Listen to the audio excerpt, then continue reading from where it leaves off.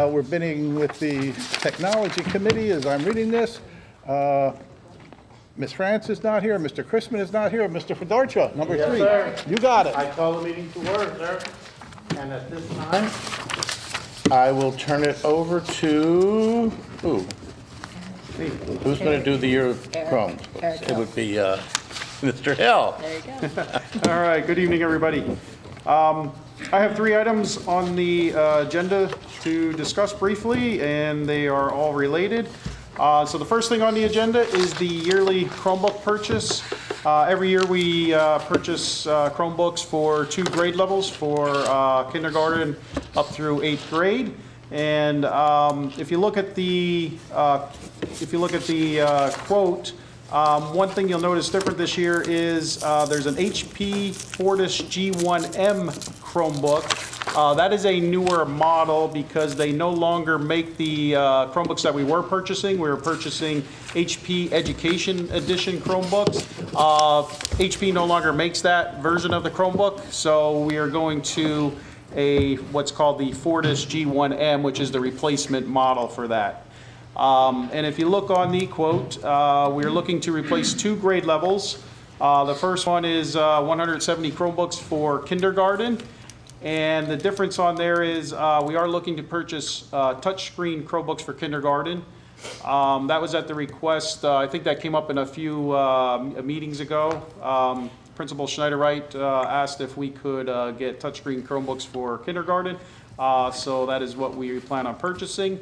And those typically what we do with Chromebooks is those follow the students up. Like if they get in kindergarten, they would have it then in 1st grade, 2nd grade, 3rd grade. But the touchscreen Chromebooks we're only planning on using in kindergarten, so we'll purchase those for kindergarten, and they'll actually stay there next year as well, the following year, and we'll use those for a 4 or 5 year period. Okay, so this will be for 4 or 5 years for the touchscreens in kindergarten. The next thing is for the other grade level would be 5th grade. We'd be replacing Chromebooks for 5th graders this year. And those are just the standard Chromebooks, just the newer model. And again, we'd be looking to purchase 170. On that quote also are carrying cases, and then we need the Chrome OS licenses. How many licenses are we buying this year? We're buying enough for all the Chromebooks, so it would be 340 licenses. Yep, for the Chromebooks that we are purchasing. And that's a yearly license?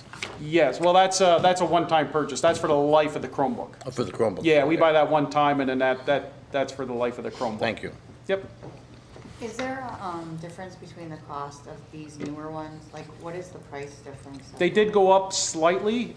We actually thought they were going to go up more. When I received quotes back in January when we do budget, Terry, they were substantially higher. When the quotes came in, they're about probably about $15 to $20 more per Chromebook. Touchscreens are slightly higher, but it's so they did go up a little bit, but not a drastic amount of money. Yeah, but they are a little more expensive than the other version. What is the benefit?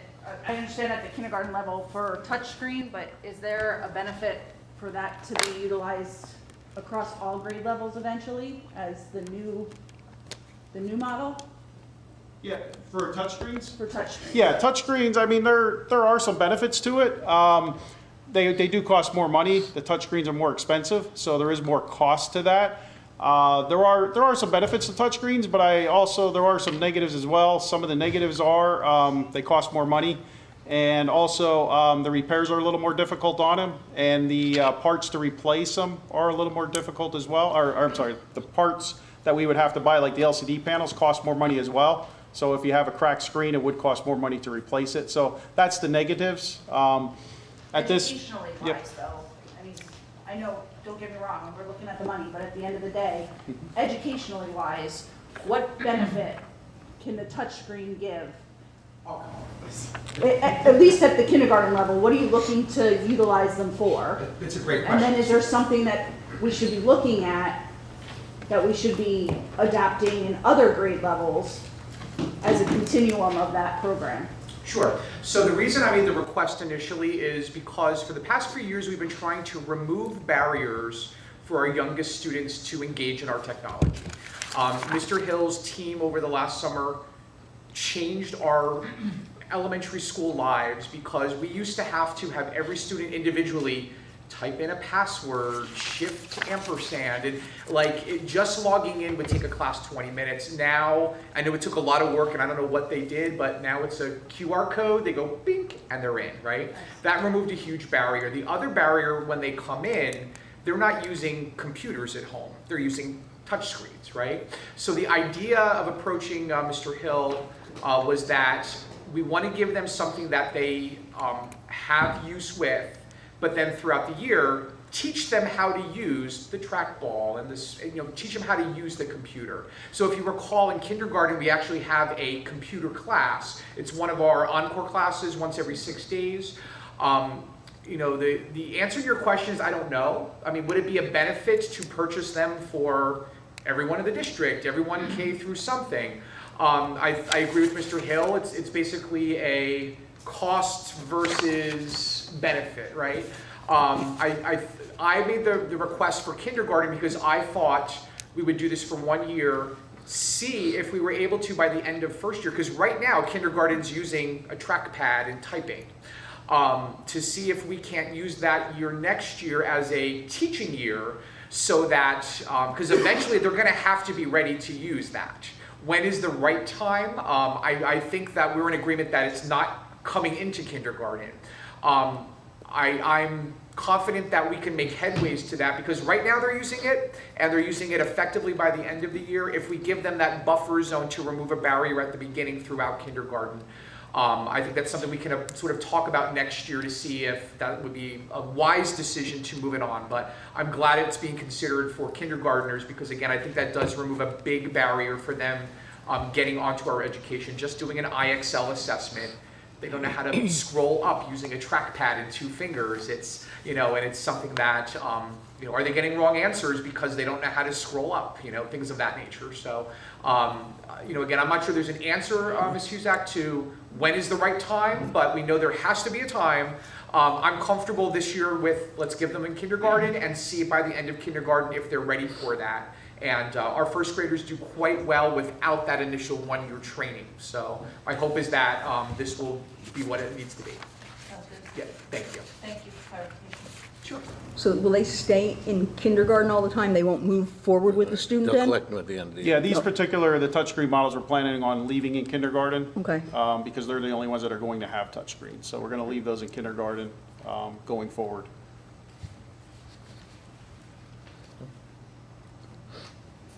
Any other questions for me? Great, thank you, everybody. Thanks, Mr. Hill. Yep. Any other questions on that? So we're looking to carry this forward to Monday evening's agenda. At the monthly board meeting, does the Technology Committee board members support? I just have one other question. Sure. Are there any other needs besides the replacement of these? I know there were some, like the cases sometimes get a little more used, which is good that the cases get used and not the Chromebooks, but is there a need for anything else to be looked at or repaired, or and they're all in fairly, they're all in working order? Not at this time. This is to refresh the oldest models that we have. So these would be, the ones that we'd be getting rid of are four years old. So this would be replacing our oldest Chromebooks at these grade levels. And as far as cases, we do have spare cases on hand. We do not give them out until we need to, but we do have those on hand if a student loses them, or we've had incidents where they do get, destroyed, whatever. And then we do have some on hand, so we don't need to purchase any at this time. Perfect. Yep. You get to do a recycle of the old ones, too, Yes. like they'll give Yes. you something. Yep, yeah, we recycle them. Yeah, at the end of life, what we do is we keep the better ones, obviously, for spares, because we still use those as spares. We also use them for parts. We pull LCDs out of them, use it as spare parts, and then whatever's left, then we recycle as well. Sometimes we get some money back for that, depending on the quality of the equipment that we sell. Yep. Any other questions about that? Okay. So just to confirm, I'm hearing that the board members on the committee are comfortable with this moving forward to Monday evening. Sure. Okay, thank you, everyone. Next thing on the list is yearly projector purchase. What I have on there is 25 projectors. That'll be a combination of all the buildings. We'll be replacing some of our older projectors. The emphasis on this will be mostly Peters Elementary, but really there's some projectors on that list that are slated really to go in all the schools at this point. And this is really routine replacements. We're still going back and replacing our older projectors and doing that with these newer ones.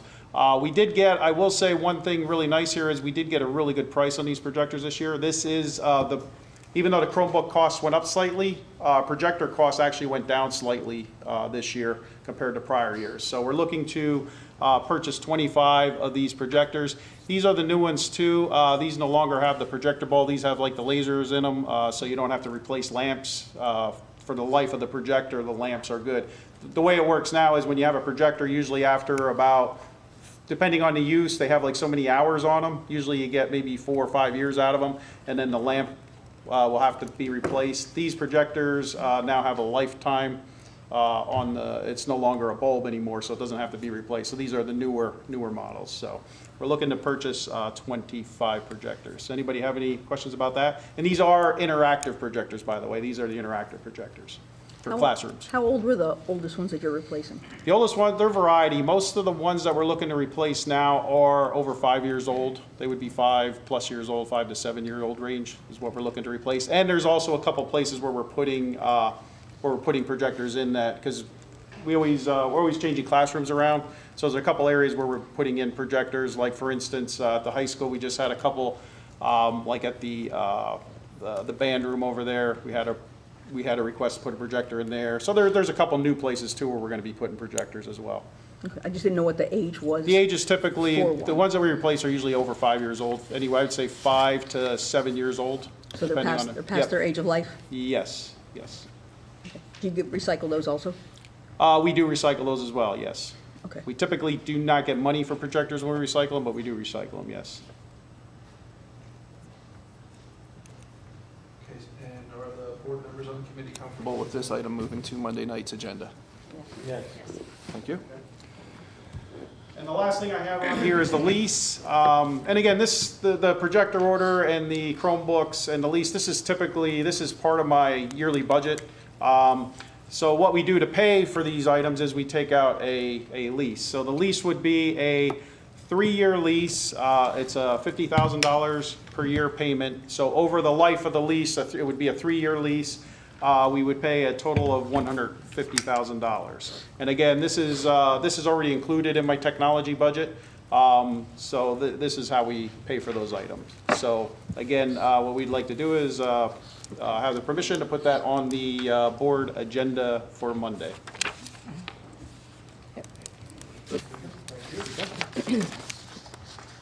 Okay, and if I don't have any other questions, that's all I have. Thank you. Thank you. Any other questions from the board? Seeing none, I will adjourn that meeting and turn it over to myself. Yeah. Yep. Okay, so now I will look to Mr. Mann. Thank you very much. So first on my agenda tonight is just to recognize that first of all, I thank the board for allowing me to have additional summer help this year for summer. The good thing is we have 4 out of 5 kids returning, and we have 4 new juniors coming in. So hopefully these new juniors this year will then continue next year, and we'll just keep having that cycle. They will definitely be put to use this summer. Next on my agenda, I received an email from the GM dealership that we bought our school vans for. Within the next 2 weeks, we should finally have our school vans on school property. So that's kind of nice. We've been waiting quite a while for them. That's great. So that'll be nice to see them finally come in. Just in time for school closing. Yeah. Well, I'm sure we'll get use out of them somehow over the summer, but then they'll get emblems put on them in school, writing on them too. And last, Parking lot. I'm actually going to look to Mr. Williams. So we have Smith and Mack and Ohio with us this evening. I've been working with them throughout the year. They came to me and they brought to me an idea to have a parking spot painting project for their senior year. And we did have them present, and we talked about a proposal. Earlier on in the year, we've done some investigation, we've gathered some information, and they have what we're hoping is our final proposal to be able to have this project for their senior year next year. So they're going to present. They do have just a little presentation to put forth, and then they'll answer questions, but also if there are any questions they can't answer, I'll gladly answer as well as we've been working together. So I'll come up front just in case.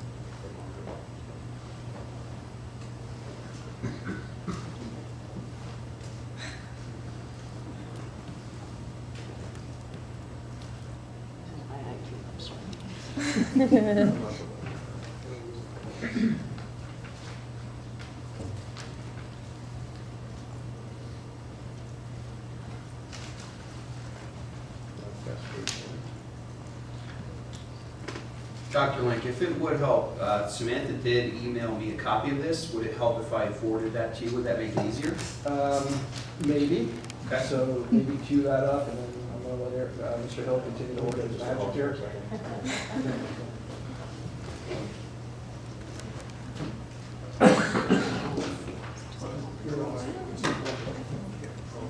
Thank you for your patience. Working on this. This is perseverance.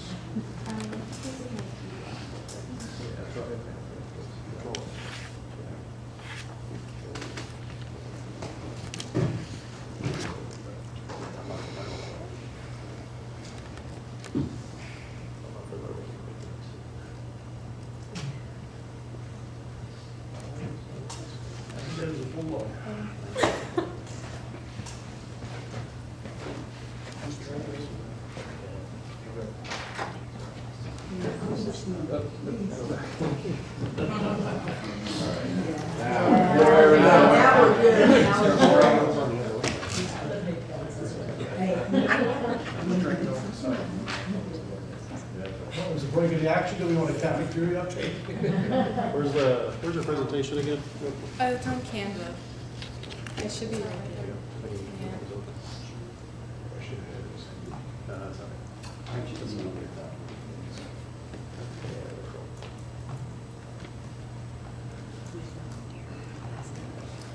It's over there. Watch up there.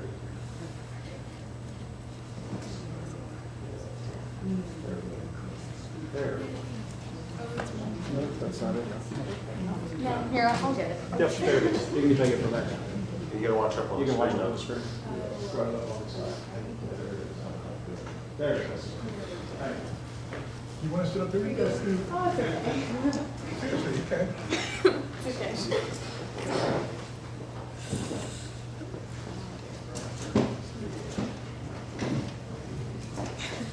Thank you. Appreciate your patience. We're usually much better than that. No, that's okay. All right, so we are back with another parking lot proposal after an updated, oops, is it on? Okay. After an updated information chart that we got from feedback of students. So if you click, we got some of our information here. Our new proposal is that, well, this is actually what we presented to you last time. It's just a reminder, but that students would pay a $5 fee on top of their $10 parking permit, and colors would be limited due to the amount of money that it would cost to buy gallons of paint in multiple colors, and it would cost the district a lot of money for materials and paint for all the students that wanted to participate. So we have our percentages up there. 46 students were interested, and a total of 49 students responded to the original survey.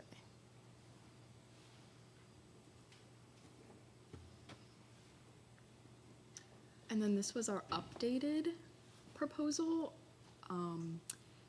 With this proposal, students would provide all their own materials.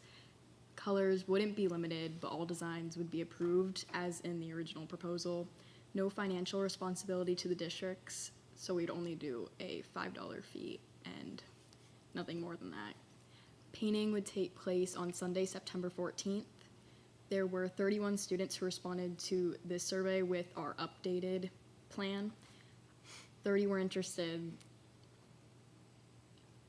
1 were not interested, and 28 would be willing to supply their materials. 3 would not be willing to supply their materials. 46 would pay the fee, were willing to pay the fee, and 4 were not willing to pay the fee. So we have some key factors of both proposals. The free materials and fee charge, which was our first proposal, would cost minimal investment from the student, but it would limit the colors and have a potential risk of running out of supplies. So we were trying to think of things that could better creativity and student imaginations and all that kind of stuff. So our second proposal was a student-funded materials, which went for larger student investment, but it had no color limitation, no concern of running out of supplies, and no creative limitation.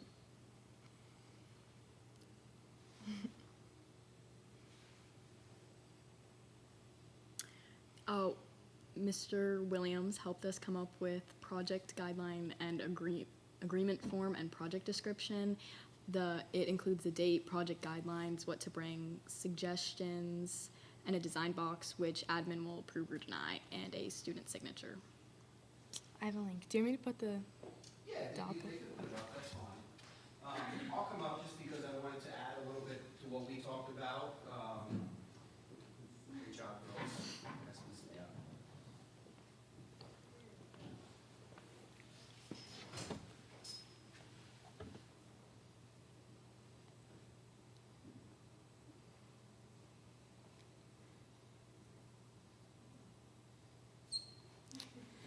So when the girls first approached me about this project, the original idea was we were going to charge some type of fee on top of our parking permit. As we started to get together and take a look at what that looked like, reached out to other districts that do this project, what we quickly found was the fee that we were going to have to charge a student was going to be much larger than what we originally proposed. Just to take a look, until you kind of took a look at what other districts do, the amount of paint that it might possibly take if you're going to do a full spot that might have a background, a design on top of it, things like that. So the other part of that is districts who do that and charged a fee, they limited colors. And when you limit colors, they basically said, okay, we're going to have 5 colors that we can provide. You're going to have to use these 5 colors. That's what you use for your spots. There were some current concerns about limiting creativity, about designs, and then some other things started popping up as we were discussing the project. If we've got a set amount of material that we purchased and students paid a fee, and all of a sudden we're there and we run out and we didn't anticipate. Students who now paid a fee now aren't able to be able to partake because you can't just run out and buy new materials. It's not that easy. The other part of it is if there's a student who committed that money and then all of a sudden some extenuating circumstances came up and now they can't participate, they would most likely be out that money because it would be difficult to refund. So we were finding some things that were kind of, issues that we were running into when there was a fee and we were trying to purchase. When we looked at other districts that did this project, we found that many of the districts actually have the students provide their own materials. If we do that, we're not going to have to limit the design in terms of outside of what our guidelines are, and that's all listed here in this document right here. If you go to the very bottom of that, Dr. Link, you'll see there's actually going to be a space that the students are going to have to submit a design and have it approved by administration before they go through. So actually, when I met with Dr. Link, he said, well, what happens if they put, a Northwestern Tiger in there? I said, yeah, that ain't happening.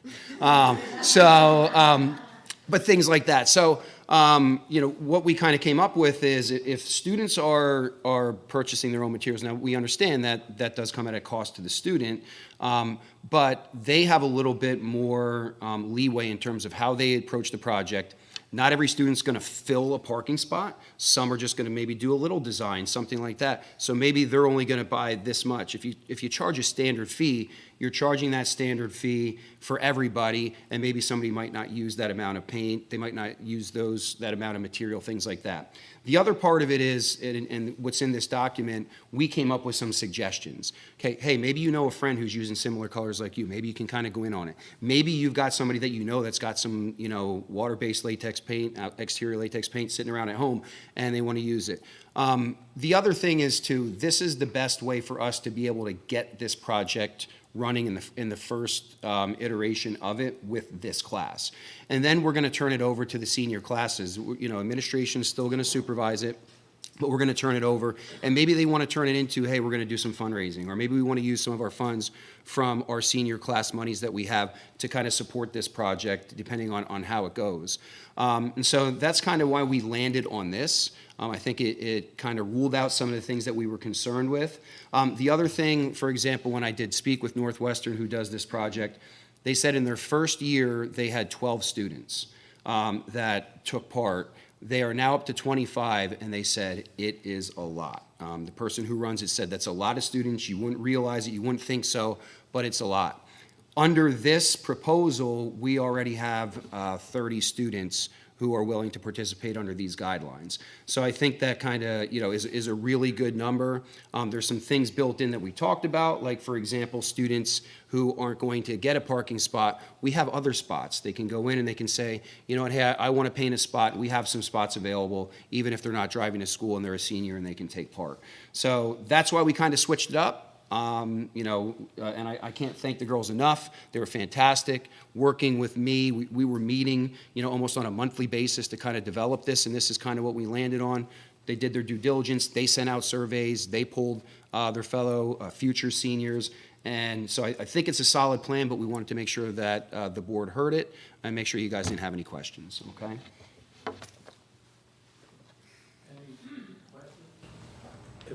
I have a few. One is, what kind of paint are you going to be using? So it's going to be a exterior water-based latex paint. So we also have been working with Mr. Mann to make sure that that wouldn't cause any concern whatsoever, that it wouldn't be a paint that, would cause any lasting damage to the parking surface, anything like that, any environmental concerns, things of those nature. It is explicitly written in this document that there are no air sprayer paints, there's no spray paint, things like that. It is limited to that style paint and that style paint alone.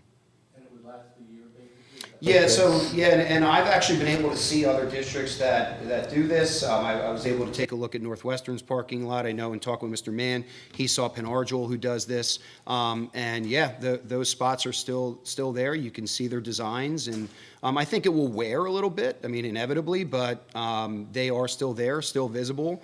And this was as recent as last week that I saw Northwestern's. So at the end of the year, what we're looking to do is we're looking to actually have them painted over in black.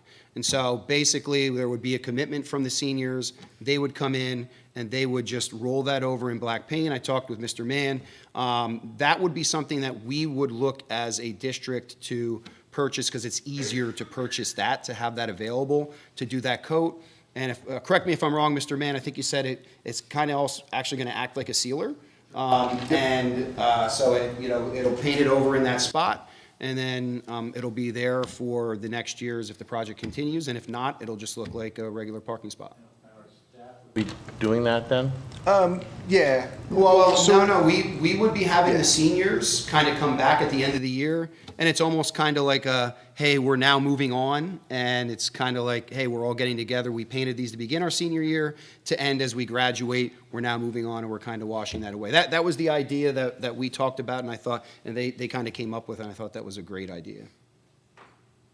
The whole time, we'll have staff there to monitor them, so yeah. I mean, I admire the seniors for coming up with some suggestions and taking interest really in the district more than just their education. So I applaud you. Anyone else have questions? For the black paint, if the district is to purchase that, do we have like a proposed cost for that? We do not yet, no. I mean, it's something we're going to take a look at throughout the year and see what that cost would be. And I know that we're going to try to work with our suppliers that we have, to be able to do that. I'm also trying to make sure that we don't put too much cost onto the students to partake in the project as well. So we're trying to have that be part of what we can do as a district. And another question, who's going to monitor the paint that's being brought in and used? Yep, so I will be there. We will also have our student council there. Every single student who comes will have to check in, and they will have to show us that the paint they have is the water-based latex exterior paint.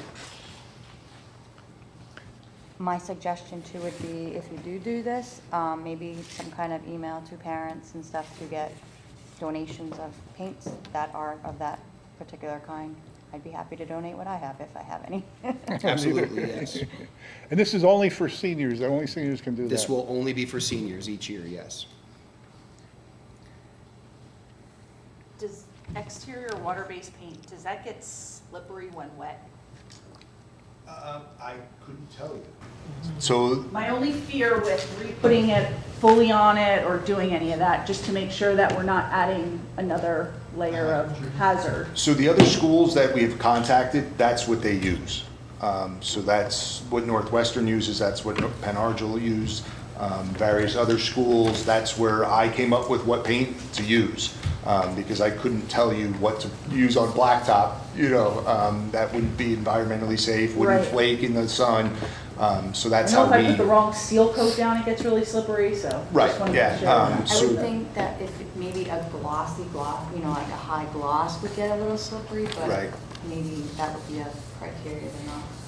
I can tell you my conversations with the person who runs it at Northwestern, they talked about all the things to think about. That was not one of the concerns that they had about any type of safety with the paint being down on the spot itself.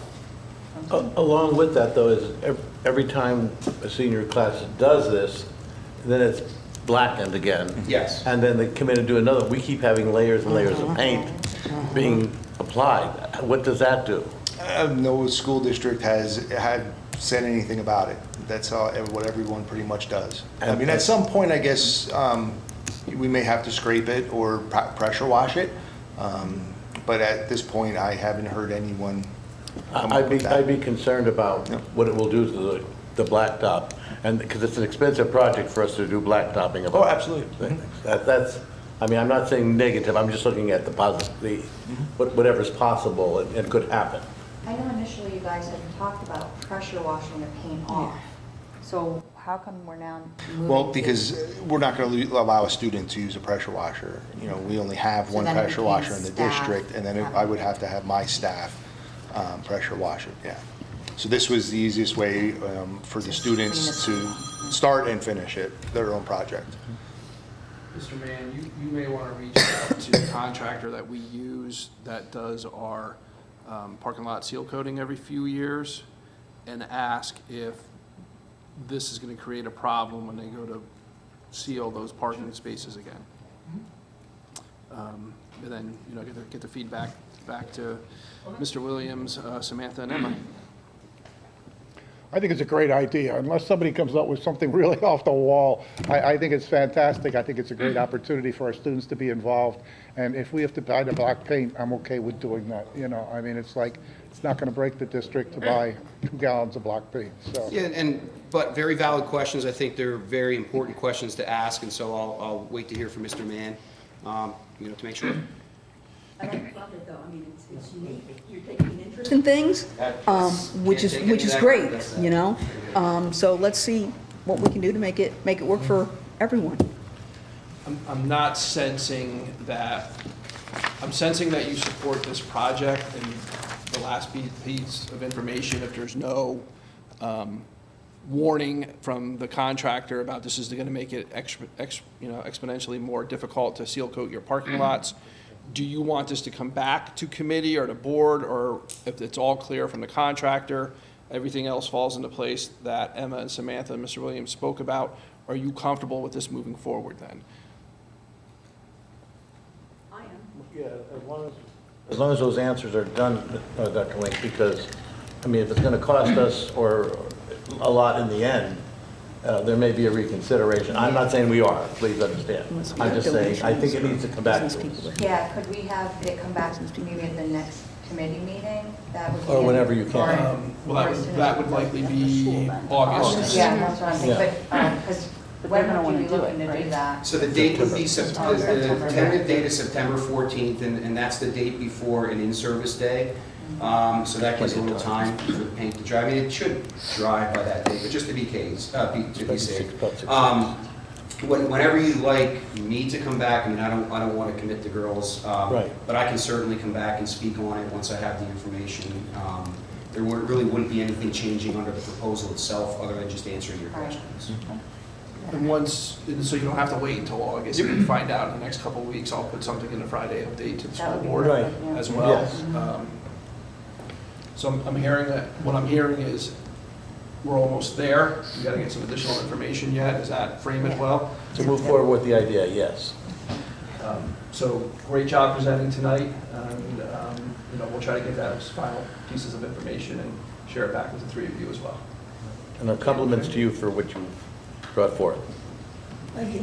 Nice job.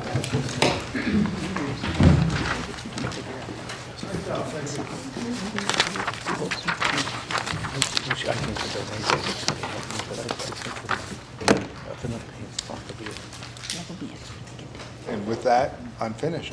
Thank you, Mr. sir. And I Fedorchak. will, any other questions from the board? Seeing none, I will adjourn that and turn it over to our treasurer. Mr. Mann, can you just kind of put those, some of the notes under that section in the agenda? Yep, Thank you, absolutely. sir. Mrs. Coe, you're on. Like to open the meeting by hearing about a cafeteria update. Actually, do not have any new information to share. That was easy. Thank you. And then budget presentations. Sherry or Dr. Link? Momentarily.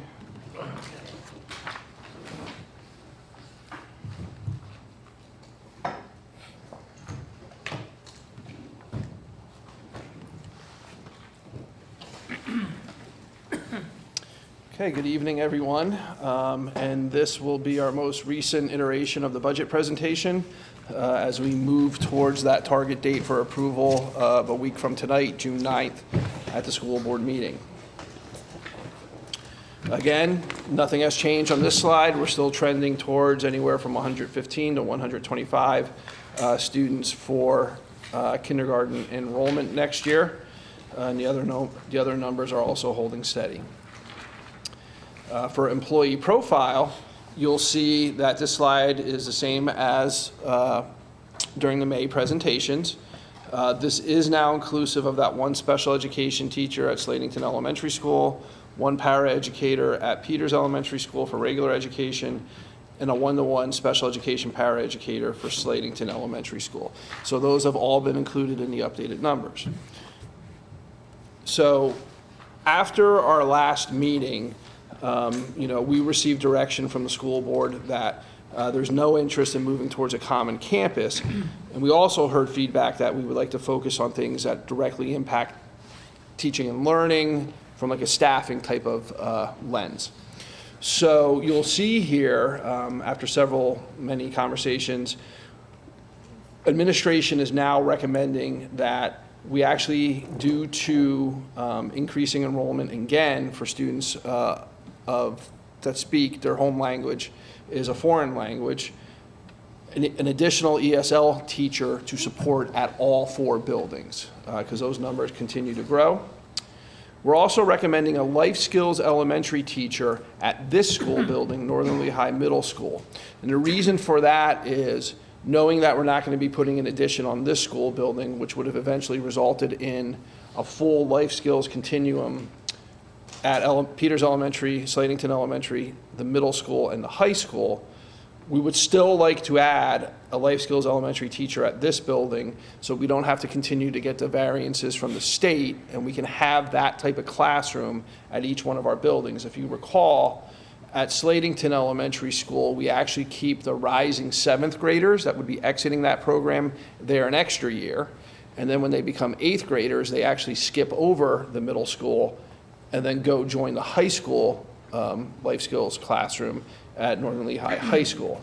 We are recommending that we put a full continuum in place, so every school building has a life skills support classroom, like we are now moving towards that every one of our school buildings will have an emotional support classroom. Again, another opportunity to keep our students in our classrooms, in our buildings. Okay? The board already kind of signaled, or they did signal to administration to have the 2 additional paraeducators in lieu of Open Horizons. Those will now be counted in the numbers that Mrs. Molitoris is going to share with you in a short bit. And we are also recommending an elementary assistant principal to be shared among Peters and Slatington Elementary School. Again, knowing that right now our 2 elementary principals, they are doing all the discipline, they are doing all the teacher evaluations, they are doing all the formal observations, and we're saying, well, we can actually help them go back to focus more on kind of like the instructional leadership part of their role if we were to bring in a shared assistant principal like we do at the secondary buildings. So that is the final recommendation from administration as we look towards staffing moving forward. So, district ESL teacher, district-wide, a life skills teacher for the Northern Lehigh Middle School, 2 paraeducators in lieu of the Open Horizons, and then an elementary assistant principal to be shared amongst Peters Elementary School and Slatington Elementary School. When you say district-wide, I'm assuming then it'd be 1 teacher per building? Well, not necessarily 1 per building, because we would still have some sharing, because one of the ESL teachers also teaches Spanish, so depending on their schedule, another one may need to kind of come in to support. I'll actually let Dr. Stoker explain that scheduling a little bit. My question is, are we hiring 4 teachers? No. No. Okay. It's That's one. my question. Yeah, 1 additional ESL teacher to join that department with the teachers that we already have in that department. So we currently have 4 ESL teachers, but not 4 FTEs. So at Peters and Slatington, both teachers are fully ESL. In the middle school and the high school, they also have Spanish obligations. So this teacher would help to offset when the times that the teachers are teaching Spanish and not able to get to our ESL students. We're expected, this year we had around 60 students, which is actually quintupled since the time that I first came to the district. We had around between 15 and 20 students when I first started here, and now we're at 66.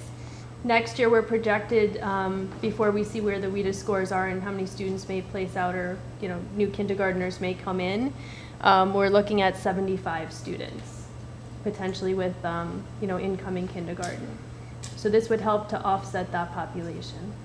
Okay. My only question was how many we were hiring. Yep, just 1. And after that, I have a question. Since the elementary assistant principal is something new today, do we have a cost on that? Yes, Mrs. Molitoris. Give me 2 seconds to pull up my worksheet here.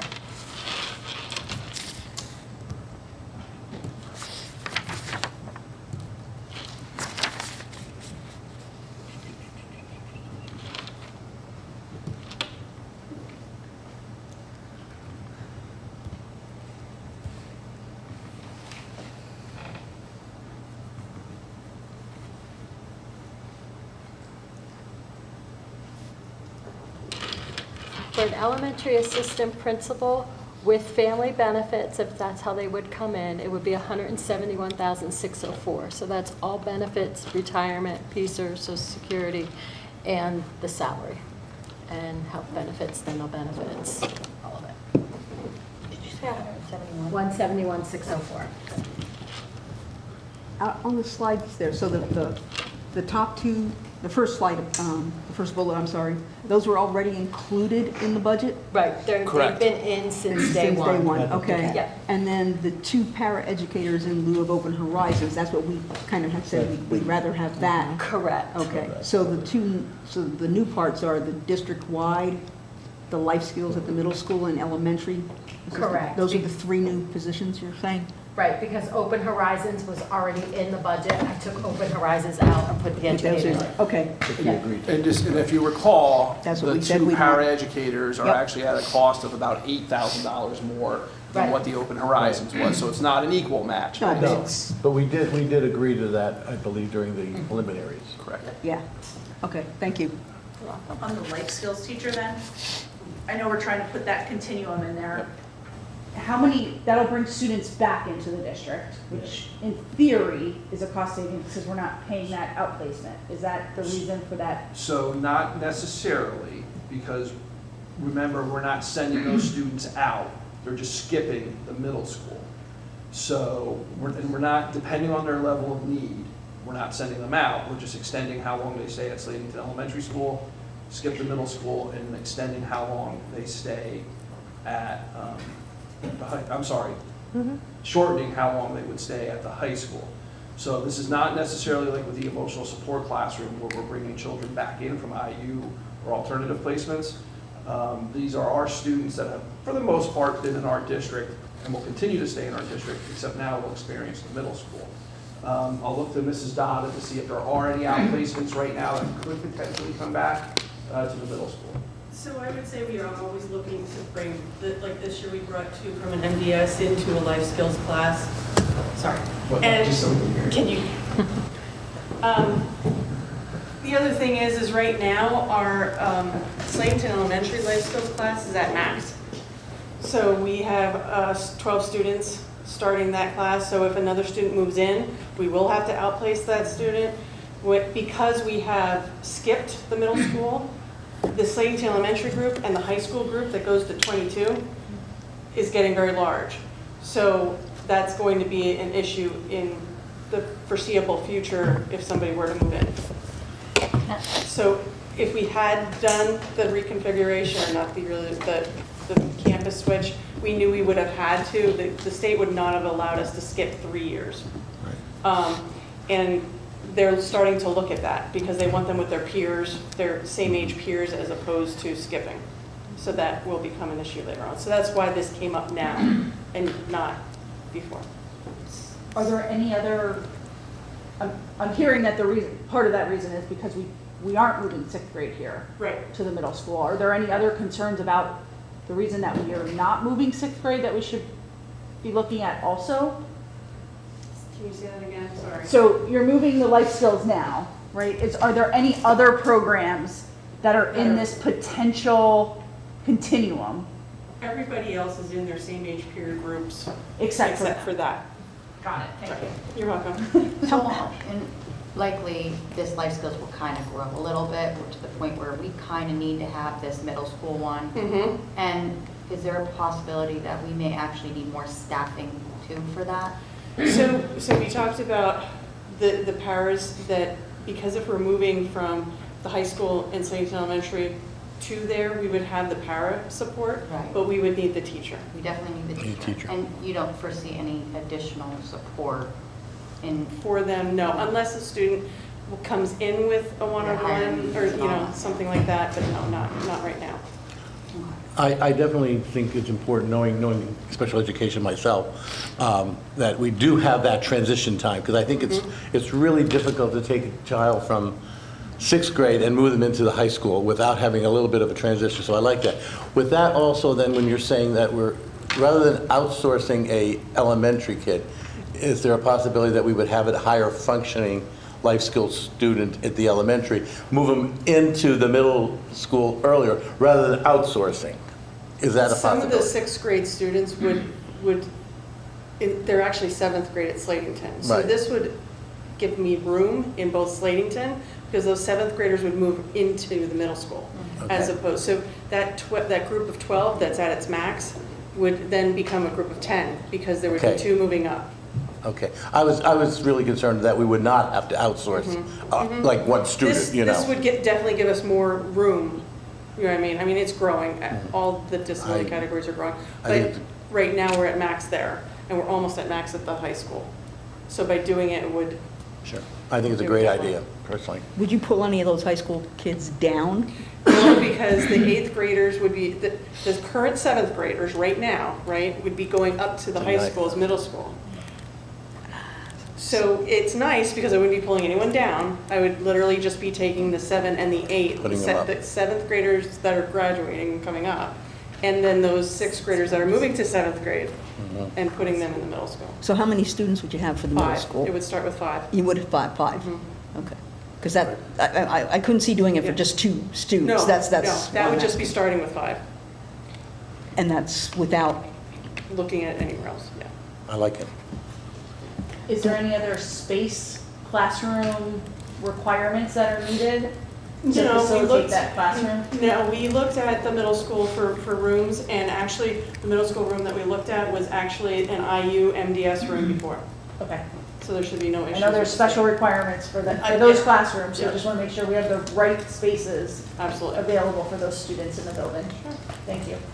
Good idea. do you think that's the best thing? It is the best solution for the numbers and for them socially to be in, you know, otherwise we're kind of holding them in the same specials class for 6th grade and 7th grade, and then, you know, we run out of those classes like foods and that at the high school because they're there from grade 8 all the way up to 22 of age. Yes. Okay. And for the emotional support kids, and as we can see, the growing number of kids that are more and more emotionally challenged. Challenged, yeah. Do you foresee in the future needing more staffing in those areas, more expansion, like more support? Right now, looking at I would say a 2-year plan, I think we will be fine. But people move in, Yeah. kids, you know what I mean? And I always try to pull our kids back. So if we have a really good program and they are making great improvements, then we normally do try to pull them back and do a half day so that they're successful and keep them coming back. Are all the, like, disciplines, speech therapy, are they all contracted through the IUs and everything, or do we have any? The that are outplaced kids here? or the ones here? The ones here. The ones here are speech and OT are contracted. PT is through the IU. And now we have our own behavioral analyst. Would you bring any other kids here to try and fill more spots, or no? For life skills? For the middle, For the middle school life skills, I can totally look at that. You know, right now, we don't have any in MDSB here. That's where I would typically look to bring them back from. But that can change tomorrow when a kid moves from Allentown to here. Would you look for other districts to bring their kids here? We can, if we don't see it, if we wouldn't see it moving forward, like that we would have less kids. Yeah, 'cause you hate to then I commit might say to a we kid. should have a discussion about doing an inter-district, but we try not to. Okay, that was my We question. approach that very cautiously, Yeah. Mrs. Colt, because to what Mrs. Dada has been saying, you know, if all of a sudden in November, if we give a slot away to say to Northwestern Lehigh School District, but then we have 1 or 2 kids move in, and we're Gotcha. already up at the caseload limit, that's going to create a hardship for us. Okay, So we try to be very strategic and make sure that we always have some space for growth for our own students. Right. Multiple times I've already had twins move into the same classroom. I do like to see that our students are staying in our classrooms with their classmates, that even though they have a classroom, they're still interacting with With all of their our same age students, peers. and they know our community, which is really helpful to the support of those students, so Yes, and their honestly, families. thank you for continuing to look at that. Absolutely, absolutely. Shelley, you think you'll have a hard time getting a position, a teacher? No, I'm shaking, but like, we have things lined up if we can go that way. Okay. I keep trying to like, hey, so are you looking for a job at Northern Lehigh? Sorry, but I do, you know. No, that's good, because I You know, hate that. placements, I'm like, oh, I'd hate to do it and then find out we can't get A teacher. Right. get a teacher. Well, and That's my always- concern. That's always, That's my concern. you know, rolling the dice, but. Okay. Sounds good. I'm 100% I like it. for it, yeah. I support the life skills, the ESL teacher, and I'm not sure I'm 100% sold on the assistant principal for the elementary, just to be honest. Yeah, I'm in your same boat. Can we have the total cost of all 3 new positions? Okay. Yep, give me 2 seconds and I can total that up here.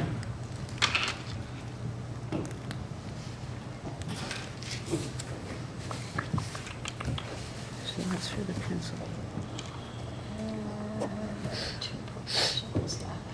I did this professional staff at step 5 masters. So that would be 132,646 for each of them.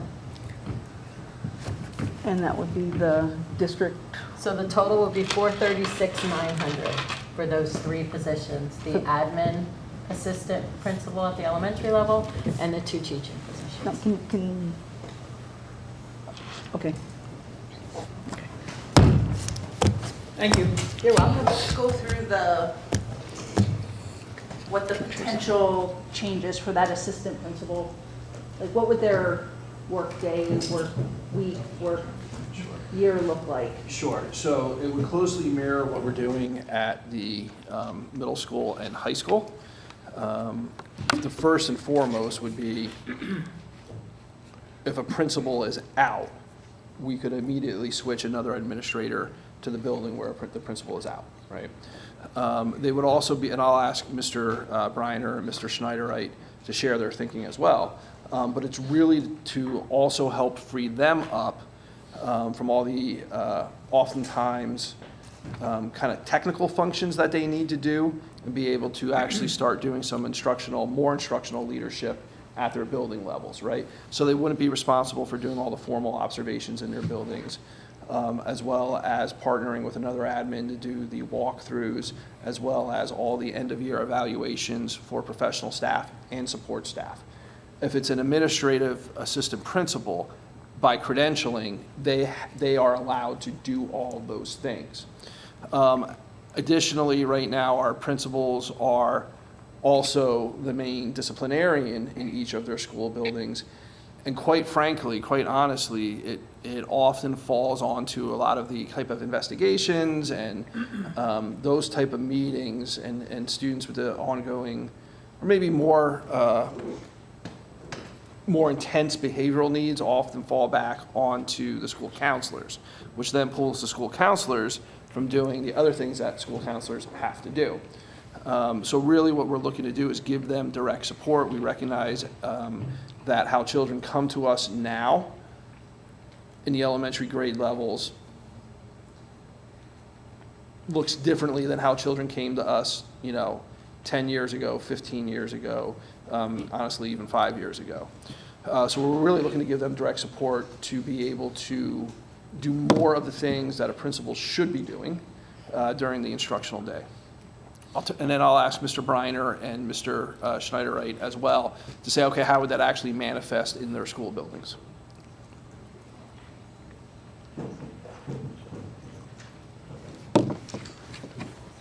Thank you.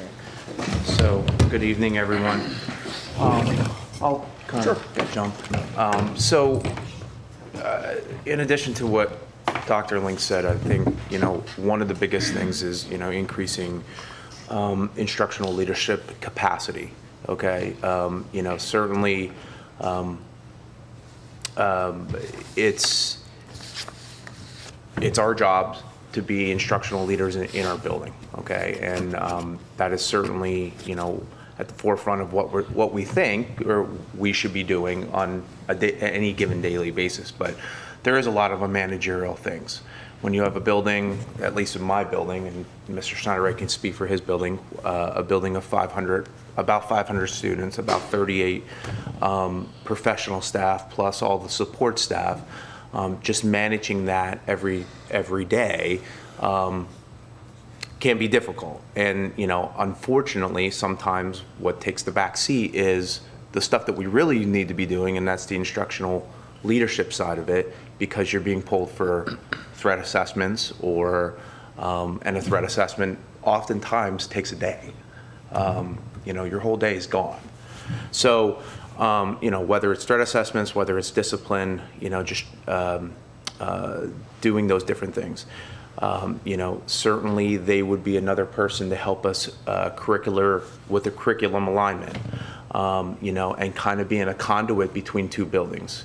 Certainly we communicate every day, multiple times a day, and coordinate a lot, but I'm not at Peters, okay? So I'm not walking through the building there. As an assistant principal would be coordinating because they would be visible in both buildings, very much like Mr. Williams does at the secondary side. They're an additional person to help out with MTSS and SAP, and all the different things that come along with that with our student success teams, working through our weekly meetings, meeting with students and parents outside of those meetings. So sharing some of that load, as well as sharing some of the load of, going to 504 meetings, going to IEP meetings, all of those different things. As Dr. Link said, taking some of that, quote, assistant principal type things off of our counselors so that they can be doing what they should be doing, and that's counseling. Oftentimes when we're pulled in different directions dealing with either discipline matters or anything like that, whatever is still happening in the building falls to our counselors, unfortunately. Certainly they can assist us with school climate, and working through our school-wide positive behavior support system.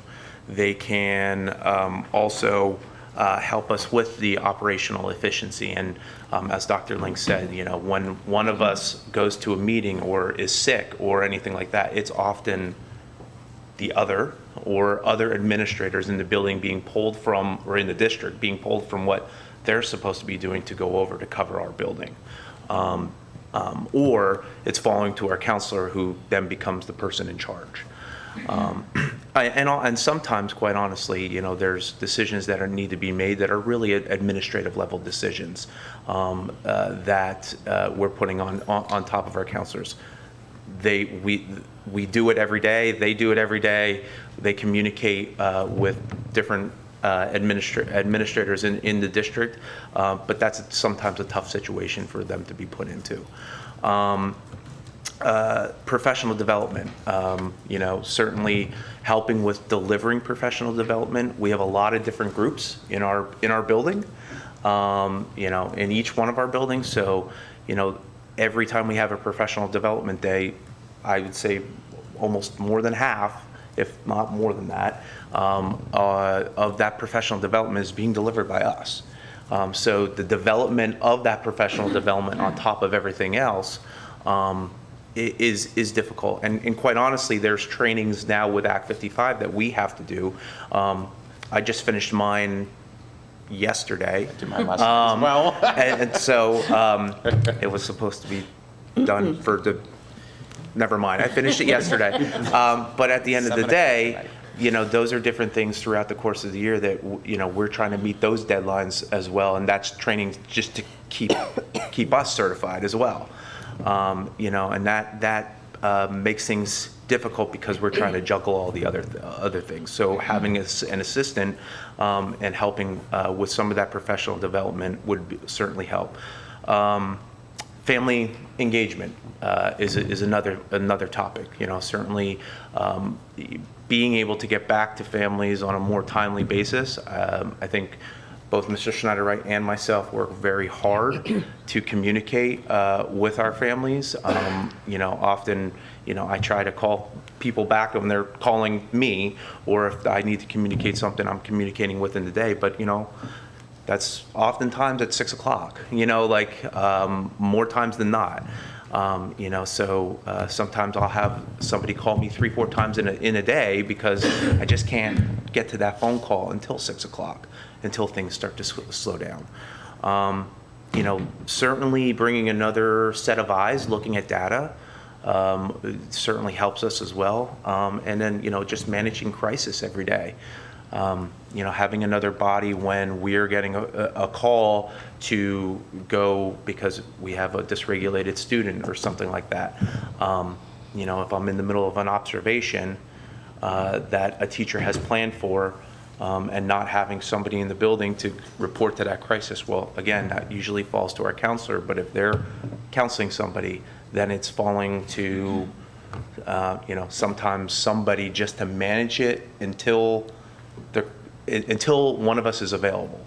And so, we're seeing a greater increase in behaviors. We're managing them well. We're working on trying to bring our discipline numbers down, but when you're averaging, at least my building, I will say about 800 a year, it's a lot. It's a lot to manage. So, I think those are the different things, coordinating together that I would look for an assistant principal to help with. So, I'll share. Between both your buildings, how many students are there total?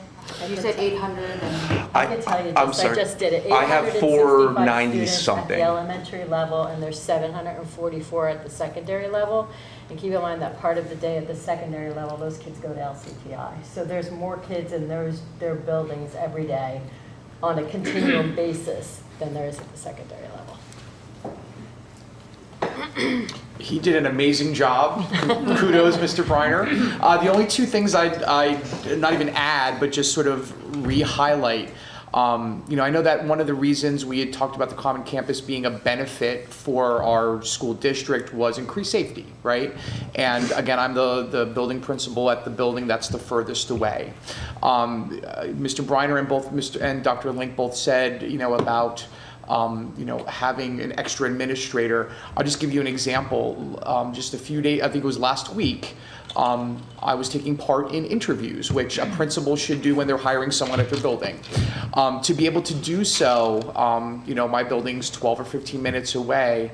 I had to call and have Mr. Pine leave his job and what he was doing to come over to my building for 2.5 hours because my counselor was absent. So when I'm not there, Mrs. Cromer does an amazing job, but she's not a principal, not an administrator. She's a counselor, right? So there are things that she can work with students. She could make phone calls, but there are things that she absolutely cannot do. And then, if she's absent, it's almost like I can't be out of the building because there should be someone there. Having Officer Scott there, Officer Scott Probozniak, who's our SPO, is a godsend because he just does an amazing job connecting with kids. But there are things that SPOs can't do. He's not making calls to parents. He's not engaging with family engagement in the evenings. He's not doing those type of things. So certainly a benefit to have another administrator on the team. I think the biggest benefit I could see is if I'm doing my own professional development, there's someone in the building that is able to handle administrative tasks. There have been times where I've been at a professional development for myself. I had to leave for an hour and a half to do a phone call, to look at a video, to see what happened, to give a direction for another administrator to do something for that because I'm the building leader, right? So to have another person on that team. The other is really, again, just about Mrs. Cromer. Again, the fact that having her do these, administrative tasks throughout the day, she is such a valuable person on our team as a counselor, working with students, being proactive on those things. And I think both Mr. Briner and I would find that that Mrs. Mangle and Mrs. Cromer being able to fully engage what they are certified and qualified to do every day without the worry of having to call a parent because I'm not there, or a parent's upset about something because of something they heard about something online. The things that I would typically directly handle, the fact that she won't have to do that and she can just meet with students and counsel them and provide social skills instruction would be a huge benefit to our K-2 population, on top of everything Mr. Briner said, which I concur with. Question. Has our school district ever had an elementary assistant principal? Can you recall in the past 50 years, or did we ever, or is this just a complete new position? I know. Not to my knowledge that there was one, but I'll look to the. This is gonna, okay.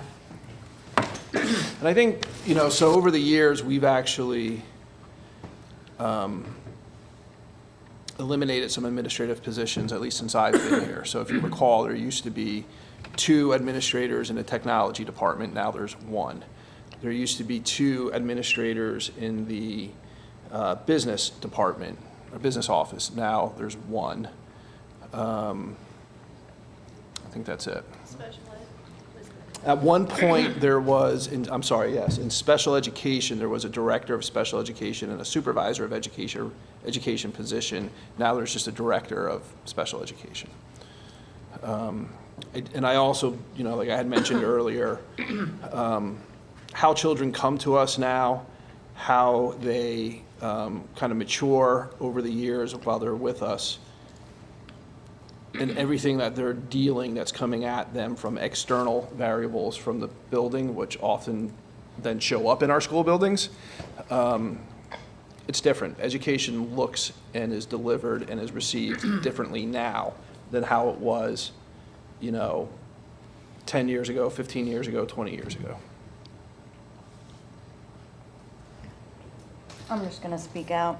I'm a little concerned that if we hire another administrative position, we are going to get a lot of flack from the teachers who are fighting for increased pay and needing more time to do the things that they need to do.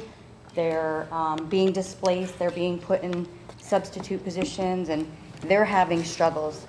And what I'm hearing from you, I understand what you're saying. It's a struggle, I think, everywhere. So I feel like we're going to end up with teachers becoming very upset that we're looking to hire another administrative position and not look to help get them where they need to be. So I see it as this is a way to help our schools run better. I will also kind of go back to this slide here that's up behind me in that, for professional staff, we have grown those numbers and we're actually recommending to continue to grow them for the professional staff segment of our employees.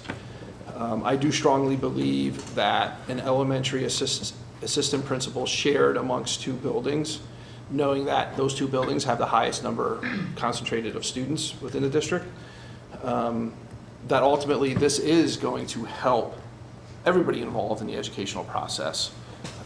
This is by no means for, hey, let's add another administrator. It's because we recognize that there is a growing need in those buildings for this type of position. And it is going to help the instructional process. It's also going to help the functioning of the buildings, as well as its over the years, we've actually decreased administration, rightfully so in certain departments. I think this department, right, the actual building leadership department, has changed, and the needs that need to be addressed there have changed, and ultimately it's going to help all people, students and employees in those buildings. Can I add something? I would like to as well. So we, Mr. Pine and myself, meet with each of the building principals monthly and talk about just, whatever's happening in the building. And consistently, the, feedback that we get is they're struggling to be those instructional leaders. And I know that the board is really looking at student outcomes. We've really put in, supervision and evaluation practices. We've been doing our walkthroughs. We're struggling to always get that next walkthrough in. We have things that we have to do, which is the evaluations of all of our staff, and we have so many of those that we have to do each year. But we want to do the walkthroughs, we want to be able to provide that immediate feedback to teachers, and we can't always get there as an admin team just because of all of the other things that pop up. So those ongoing conversations that we have monthly, and we do that every month, throughout the school year, this is where the need is. Especially at the elementary level right now with the amount of students that they have and the amount of activities that they have to participate in. We're also looking at data teams, SAP teams. They're looking at they're really looking at the whole child, and they're trying to put those practices into place, and it's just difficult with everything that they have to do in all the directions that they're pulled each day. Well, I guess that makes me have to question if we've had these issues in the elementary and the two schools, why did we hire an assistant principal for our middle and our high school if the need was more in those areas? So as you may recall, originally there was a principal and a vice principal and assistant principal just for the high school. And then we decided to, when that position turned over, because the current, at that time, assistant principal left, we decided that let's honestly use this to be able to help both school buildings, especially for those coverage type issues. Fast forward, 8 years, 7 years, and as I keep saying, how children are coming to us looks very different. There are still, all those needs still exist at the secondary building level. And now we're seeing more and different needs coming to us at our elementary building levels. So that position was, we were very purposeful when the opportunity arose to say, okay, let's rethink how we're using that secondary assistant principal.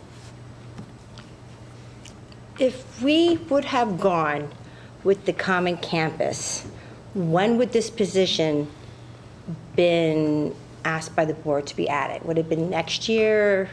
Because it wasn't, it's being added now because the common campus has been shut down.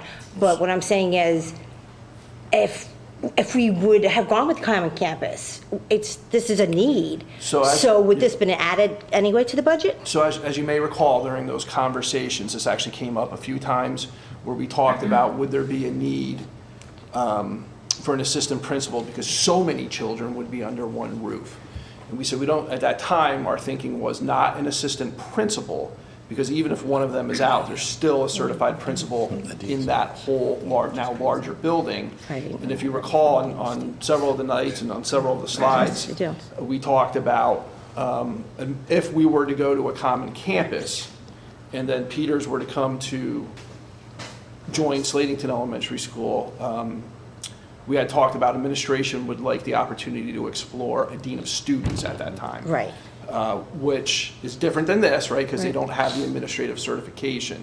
Now knowing that they're going to remain under two roofs, we would like to have another administrator to provide support, certainly when one of our current principals are out, but also to do all those other things outlined by Mr. Schneiderite and Mr. Briner. So our thinking shifted because, that plan was taken off the table. So we've been the past couple of weeks, this has been, we've really been thinking through this about what are some areas of needs, really for all employee groups, right? So we're looking to support, not support, but to have the resources, staffing resources available for the support staff, right? Especially with those paraeducators, because they can do very intense small group interventions, mathematics, literacy, and even quite honestly to help de-escalate children.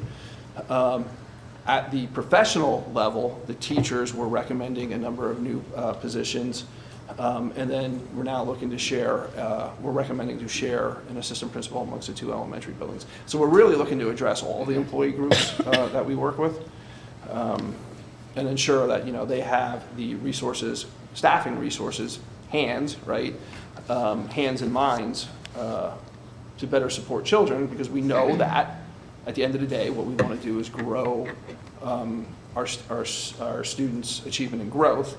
And we think that all of these positions will have a direct impact on our core mission, which is educating children. It's just something good to think about is with the common campus. I mean, if we were going to do that, we would have been looking at just to add all this extra stuff to it. So that's just something to keep in mind that, you raise the taxes. I mean, I know the common campus thing is kind of done for now, but we still needed these positions. So it's like, we would have been paying for the common campus, and then you would want all these extra 5 positions. In the future, you still would have been adding more taxes onto it. So now that we got rid of the common campus, for now, I understand this, but it just when I start to think about tax increase, because we took something out, now we're adding something, but then it sounds like we would have kept that, we would have had to add this, and I'm thinking, where would we have gotten all this money? It just seems like it keeps building, and we got rid of something, but now we're still building, and we should. But looking back, if we would have went with the common campus, we still should have, these positions are important. But then we still would have needed more tax money to fund these. So it's a concern. Yeah, and yes, the positions are important. Yes. But again, if you recall, if we were going to go to the common campus, we were not going to recommend another administrator. The life skills continuum was already kind of baked into that, right? So that was going to kind of happen either way. And then for those para educators, the first two are likely not going to be, because we're bringing students back for that ES classroom, right? And we also know that we have other para educators, because of students that are aging out, that we have some play with our current para educator positions. So the two for Slatington Elementaries, or the two initial ones that were approved, one of those was going to be through savings from a student that already has an aide and is placed out of district. Okay. And then the other one was, we are actually looking at seeing to reuse one of the one-to-ones that's with a senior, or actually a 21-year-old that's graduating, and then having that position filled. Yeah. The two new ones from this evening that you saw in the bottom bullet there, those are really in lieu of the open horizons, right? So, there we had to make a decision, right? Well, I'm sorry, the school board had to make a decision about, where are we going to get the most return on our investment educationally as far as those two positions or open horizons. I think you made the right decision here. So it's not necessarily apples to apples, right? Because not all of this would have necessarily occurred if we were to do a common campus. And I think, we really thought about what we heard from the community as far as focus on education, focus on supporting our people, try to work away from sharing positions across buildings, and also knowing that our elementary principals are absolute rock stars, and I want to keep them as part of our team. I think I'd like to see what else you have in the budget where you're asking for additional things. I'm sure this staffing isn't just what you added. Am I assuming correctly? Almost. Okay. And actually, if there's no more questions on this section, we can move on. I'd like I have a Okay, I'd like to sorry. hold them until I see what the rest is, just frankly. Way to get furry. I need a little clarification. I'm lost here. When Sherry, you told us that the new positions, which without the paraprofessionals, that were covered by the Horizon, was 132,000 something each. The two teachers, what Mr. Kern asked for was the three new positions. Correct. What are they three? Which would be the assistant principal, Okay. the middle school life skills teacher, Correct. and the, district-wide ESL. Okay. The So reason why- those three total 436 in Okay, total. the reason why I asked that, because you said the 132 was for those positions. It was- Yet the, The 132 was for the 132 for an ESL, 132 for the middle school life skills, and then 171 okay, for thank them, you. get That you to the clar- 436. I was missing that. No, That's what I- these two are each 60. These are only two Except here. 5 masters. Thank you for clarifying. Yep, no problem.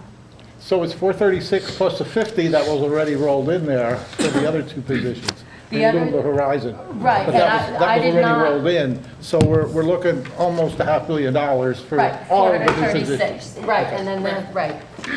The 50 wasn't in and out because I had that Well, already yeah, in we the had some budget. money in, but if we Correct. would not have, it would have been another 50 Correct. roughly, so. You got it. Okay, that's, Yes, you can.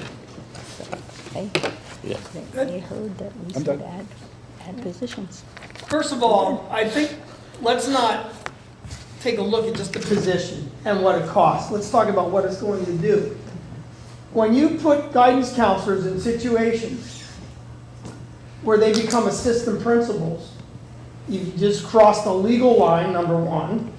Number two, the relationships you have with children as a counselor are going to vary much different than an administrator.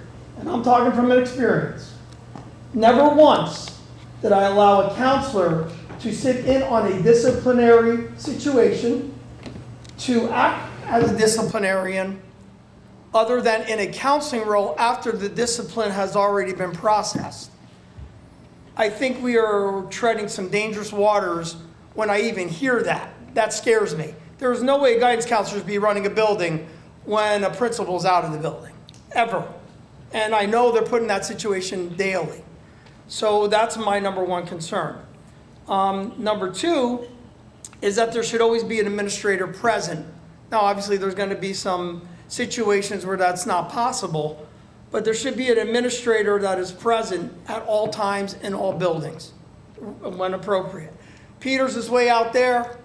Obviously, there's things Mr. Schneiderwright is not going to be attending, more so than not, especially when there's district functions going on here where he has to travel. There's nobody there. And I'm sure that happens on a weekly basis.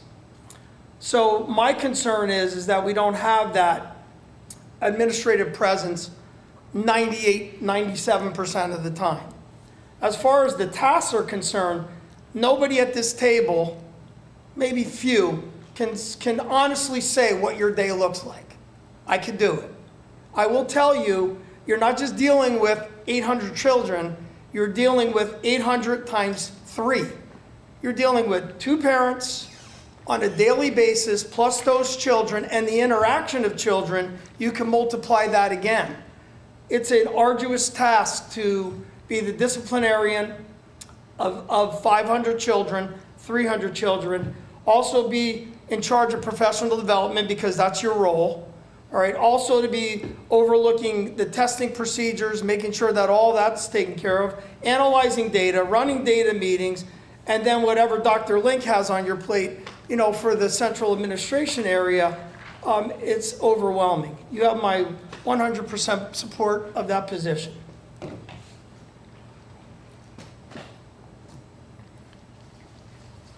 Comfortable with me moving forward with the rest of the presentation? Okay, thank you, everyone. So next here, you'll see again, this is not new information. This is the fund balance where we're still sitting at approximately $18 million. Ooh, I don't know what just happened there. I'm not doing well with presenting tonight. Bear with me one second. Okay. Now I'm going to turn it over to Terry, Sherry, where she's going to talk a little bit about our projected revenues. All right, so this slide has not changed except for the 3.5% proposed tax increase. If you remember in the prior presentations we did, it would give us about $669,000 in additional revenue. Because we got 212 additional dollars in homestead, farmstead money, that now lowers the amount of money that we can get with a 3.5% because that's still included in there. And it's saying we're not getting it from the taxpayers now, we're getting it from the government. So the revenues go down here, but the revenues increase on the state revenue side for our homestead, farmstead.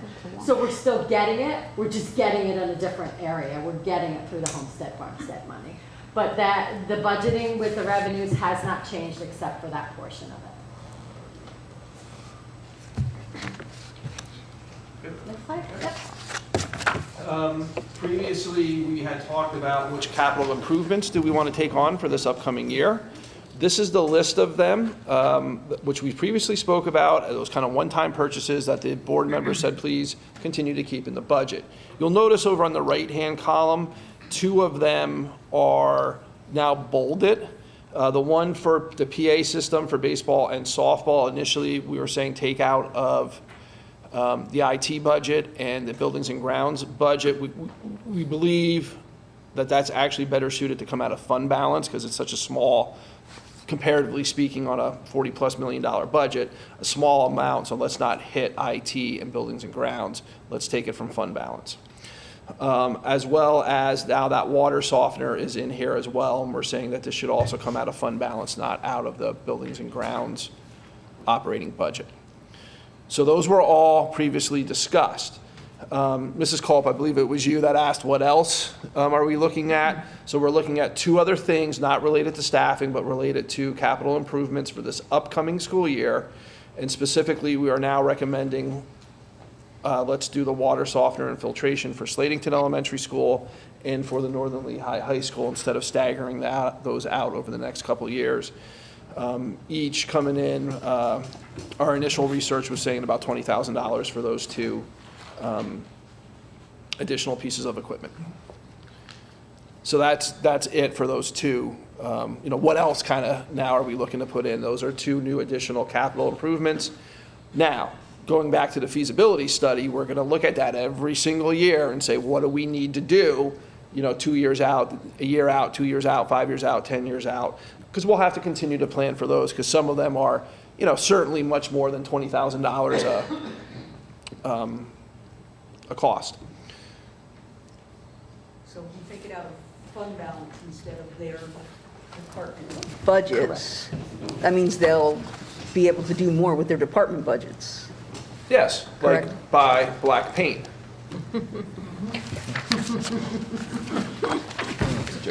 Okay. Okay, next, district expense and revenues. All right, so our district expenses from when we now have pulled $500,000 out for the bond payment that we were originally talking about, adding those new positions, the expenditures have come down. They're now $43,015,620.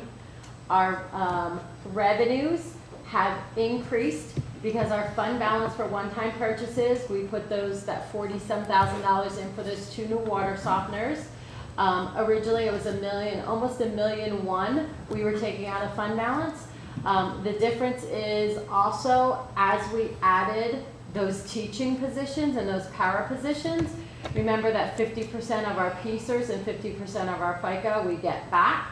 So, it increased our payments in those. So we use fund balance, which is allocated for PSERS increases and healthcare increases. So that all is a greater amount now. So we took more out of fund balance to cover those increased costs for this coming school year. So currently, right now, we are still at a budget shortfall of $575,599. However, that local revenue does still have that 3.5% tax increase in there, which is $457,000 in additional revenue. So if you go, you'll see on a future slide, we'll talk more about what happens if you decrease that 3.5 and where we can go. Okay.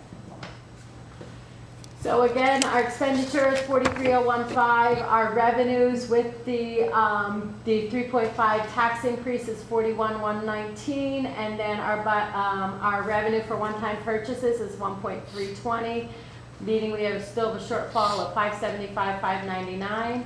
Ending the school year, if we use just the $1,328,74 for one-time purchases, our PSERS fund or our fund balance would end at $17,448. But the only way we're going to be able to balance our budget is we would have to cut $600,000 out of our revenue or out of our expenditures somewhere. Or we can take everything out of fund balance, the $1,320 and the $575, and we'd be left estimated the end of the 25-26 million with almost 17 million, 16.8 million left in that fund balance. So this is, you saw this slide before, this is just real estate tax increases where the preliminary has been and where it has ended, so you can see what our increases have been over the last 5 years in our taxes. Next slide. So 3.5, I forgot to change that, that's my error, which is $699, should only be $457 now. 151,850 is still $133 for the year in a tax increase. For Northampton County, their increase would be $123 per year, and those are both on those median assessed value homes. And the value of our mill is $670,000. Homestead, farmstead, again, they're gonna have additional relief on people who have applied for homestead, farmstead. We'll see an additional almost $73, $72.80 in their homestead, farmstead relief. So they're gonna see, versus last year it was $427, almost $428, they're gonna see $500.62 off their tax bill this year. So what does the tax bill look like based on the different percentages of increase? So again, Lehigh County at a 3.5 is $132.30. 133 is what I was bumping up to. But off of that is going to be that homestead, farmstead. So you're going to be able to take that additional $72.80 off of that. So you're going to see a $60 increase. If you go down to a 2.5, they're looking at a $21 tax bill increase on the median assessed home value. Northampton County, you can see the same thing. First one at the 3.5, they're going to see roughly a $60-some increase. On the lower end, if we went as low as a 2.5, they would be looking at $15, $16 tax increase. That's on the medium. On the median assessed home valued. Correct. Yep.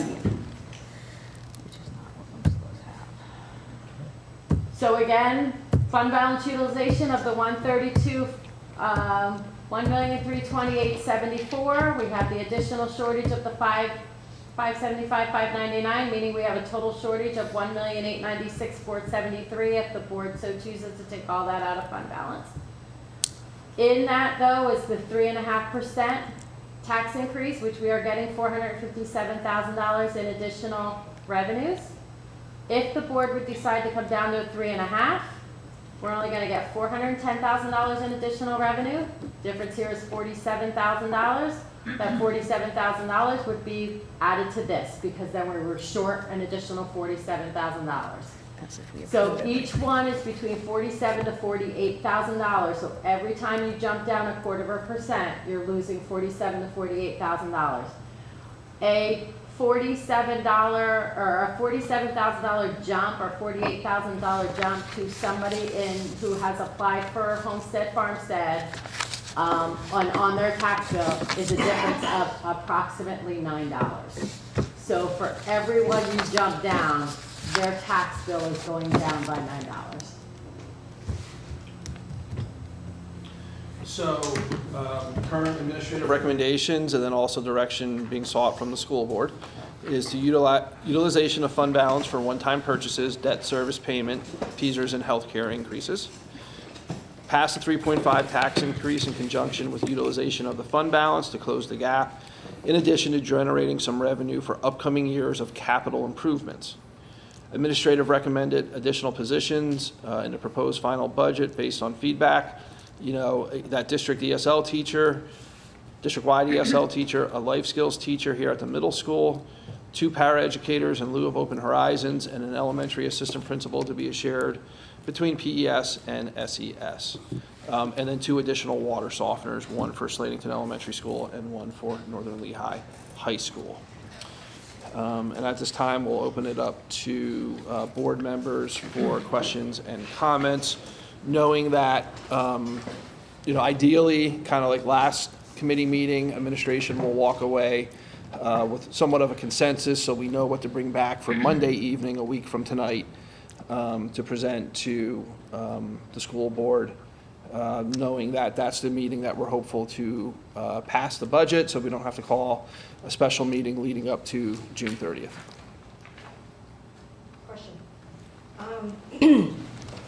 The money we get from the governor. Yep. If we get that money, well, we probably should, that gets subtracted from the budget shortfall? Is that correct? Yeah, so if we would get more money from him, I did put 50% of what was in his proposed budget in our budget already. So if we get more than that, yes, it means that it would be less money that we're shortfall because we're getting more revenues. Right. Correct.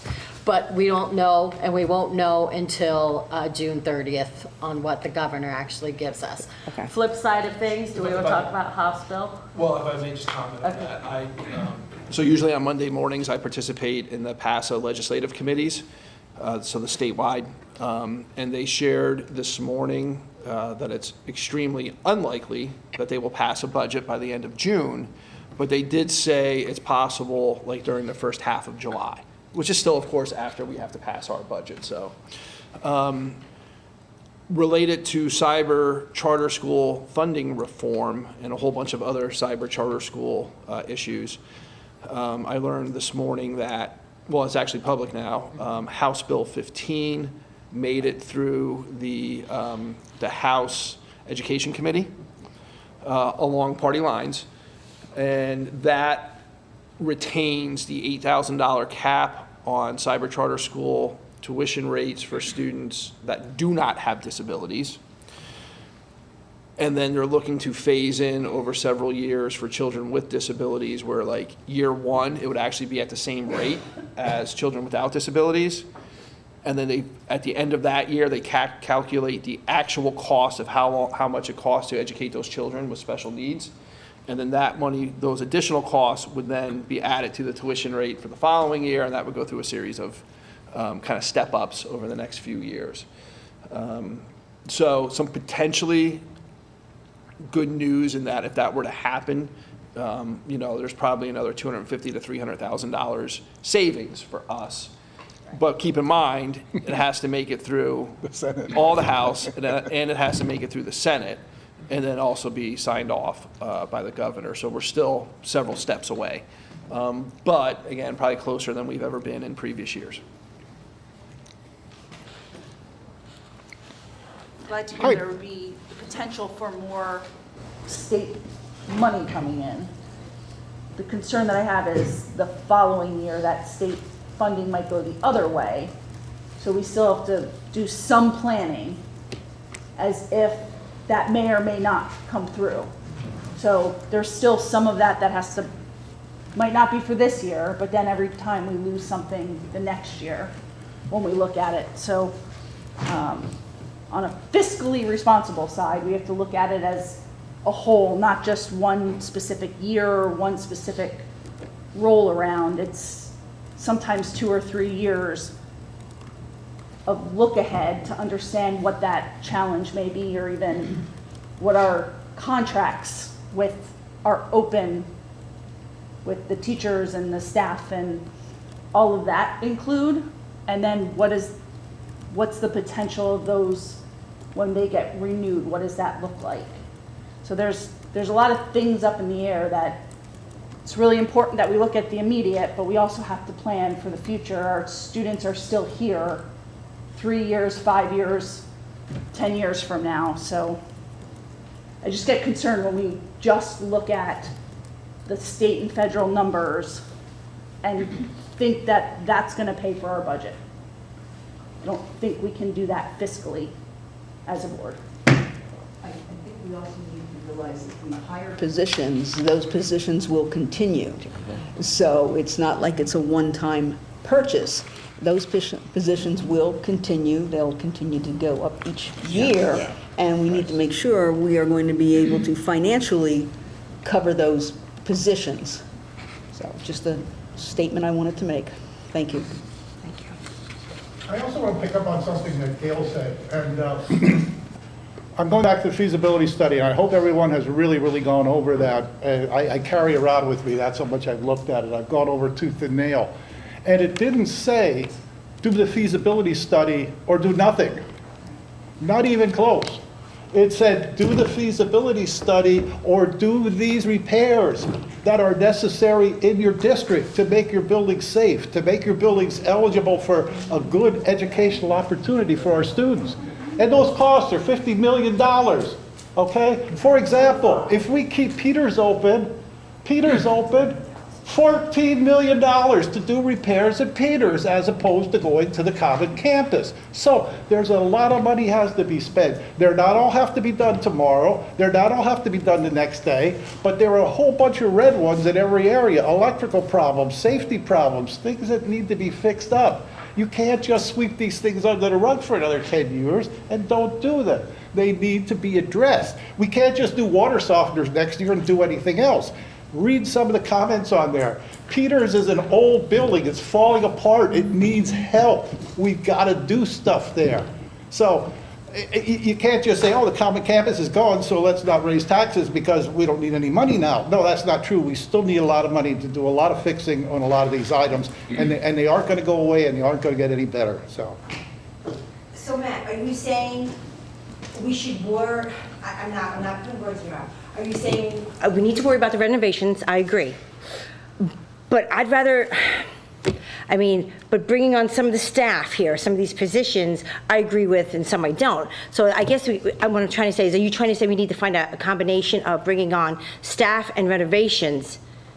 Or, like, you know what I'm saying? Like, I don't know, are you trying to say, are the positions we shouldn't do, we should just do the renovation? Like, do you see what I'm saying? Like. Oh, I understand exactly. No, I think we need a combination of both. Yeah, Absolutely. I that's- think we need some new positions, clearly, and I think that's made obvious. But if you look at the red items, there are red items Right. on every building, and those are items that should be addressed, like, And immediately. we should chip away, just Yeah, like and this. we've got to start chipping away. We Yes. just can't throw these electrical shortfalls at a 40-year-old building away and say, oh, well, everything will work itself out. We need to look at those somewhere along the line. But You we have can't to, just forget but we about have to it. find a common ground, though. No, But trying I- to do both, bringing on all these positions, and like, Donna said, they're gonna keep crewing, and then we need to do the renovations. At what point, we're still asking those taxpayers for 3.5%, 4%, and it's, how do we, it's hard to budget this. It's hard to find a common ground. Talk to your state legislatures and tell them to come That's up it. I with know, a I know, fair it is, way it of is, funding it is. schools. Yes. And then your problem will go And away. it's- and They we're won't stuck do with it. They won't do it. So we're stuck with it. unfortunately, we're stuck to be the bad guys, and I don't know how you get around that.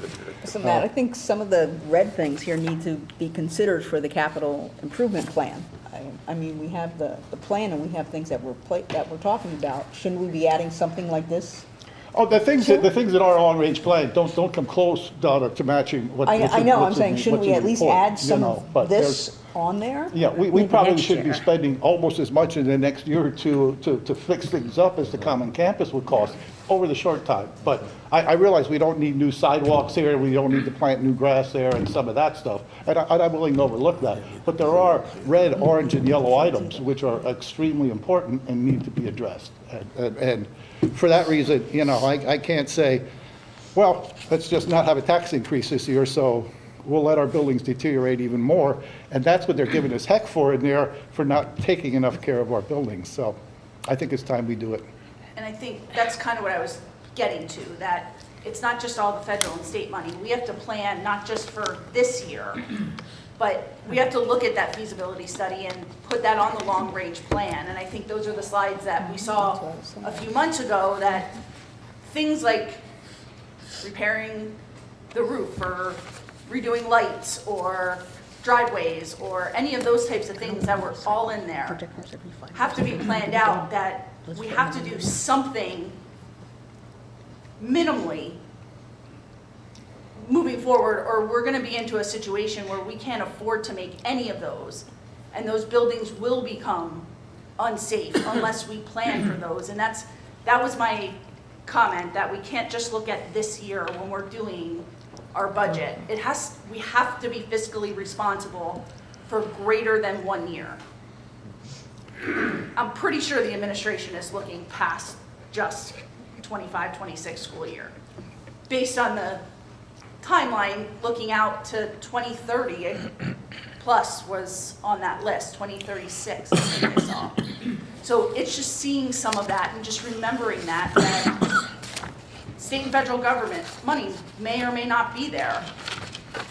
And every time we don't take that small step to do that, it's kind of like PPL giving us a 16% increase. Nobody's banging on PPL's door saying, give that, or the gas prices, or the milk and eggs, and all of that. That's all part of planning for your budget for the year. It's the same thing here. So this brings me back to where we had this whole discussion and the crowd came and they talked about the 3.5% tax increase because we're going to do this common campus. But I think now we're like saying that we're going to present that 3.5 to them no matter what, and they're still going to see that 3.5% increase over years and years and years and years. Or we say, well, we'll do a 2% and we do a gradual slow transition to keep this maintained. 2% That's what won't we've get been it. doing for 2% won't 15 get it. years is maintaining. That's why our I'm sorry. feasibility study after 10 years or 12 years is, some of the things are what they are at some level, because we've only been maintaining. We haven't put any large improvements in that Well, were. I feel like we've done some large improvements to our district. We have addressed the auditorium. Sure. We've done, I mean, we've been doing things, I mean, It's part of it. things come up, we have to address it. You know, I mean, I feel like we're gonna be doing the flooring, you know, in the high school. But yeah, there are some issues that do need to be addressed. We do need to look at that. But I'm just saying, like, a 3.5 is what they just all argued with us about. Yeah. And now we're like basically gonna go back and be like, we're gonna give you a 3.5 regardless. Well, that's the irony of the whole situation, because I don't think people in the audience were grasping exactly what had to be done. They were looking at it as either you do the Commerce Campus or you don't, and if you don't, oh, then we won't need a tax increase and we can walk away. And nothing could be further from the truth. We still have projects that we need to keep up with. And I don't think 2% will get us. We still need to educate our children too, and make it online, safe you as know. well. But if we pass the 3.5 this time, that $575,000 shortfall is gonna be next year's shortfall as well. And we're gonna end up having to do another 3.5 just to keep the staff, just the staff alone and all the increases. And then the next year, it's gonna be the same thing, another 3.5, another 3.5. I myself have a commercial property that does not get this homestead farmstead relief. That is, my tax bills are almost up to $8,000 a year. It's becoming unmanageable. I mean, I feel for these people that own the commercial properties in the area. Do you know what the difference between a 3 and a 3.5% tax increase is for the quote average homeowner in northern Lehigh? Yeah, the average. 5 cents a day. Right, That's but I'm the not difference the for the average. average. I'm not either. Let's I'm take not either. in, we're just talking about school 5 taxes. cents a The electric's day. going up, my phone goes up, my health care goes up, my paycheck, I don't even get a paycheck. Our paycheck doesn't go up. So when we talk about raising taxes, I look at the community as, it's not just that, it's only $11 a month. But what about their other bills? Their Social Security probably is not going up. I know my mom had $13,000 a year, and there's no way she would have been able to live on that. She had to work till she died because she couldn't afford to pay taxes. So, I mean, when we're talking about this budget, we gotta worry about the school district, yes. But don't forget, these taxpayers are also paying everything else that is going up. So sometimes they are strapped. They are strapped, you know what I mean? It's like, I mean, I feel for them. I feel it. It's like I gotta cut back on things because my school taxes went up, my borough tax went up. My borough tax went up $200 last year and this year. I'm like, oh my God. I'm like, but it needs to, I understand it. But that went up, but what about, like I just said, everything else goes up. Include that in somebody's budget and explain to them how how should they live? I mean, some of these parents are already working 2 jobs, 3 jobs. You know, they ask you to watch their child because they can't afford childcare. It's a shame. And it will affect renters. Because I mean, that person who has that building and that tax bill comes in, I'm gonna have to raise their rent. It does affect renters. Definitely does. But I mean, I don't know what the answer is either. I mean, it's a hard decision here. I understand what we need to do, and you're right, it's like sometimes you're just like, oh, it's a hard decision. It's a hard decision. Matt, I know you mentioned median assessed value, but that median assessed value is not necessarily what a lot of us will be paying. Those are the lower properties, and that's not realistic. Based on when things were appraised 20 years ago they were appraised, okay? That house today is probably a house that's in the vicinity of 250, 275. That would be the average house. So, you know what you think your house is worth. If it's worth a lot more than that, then you pay 6 cents a day, whatever. But that was a long time ago when they were assessed at that price. And we've had serious inflation over the last 20 years. So home values, as you all know, have gone up considerably. And so the average home is no longer $115,000 like it was back in whatever, 2002 or whatever I last agree, time but was. I'm just saying not everybody is going to get that small amount you No. are referring to. No, that's the average. You're right. I agree. Yep.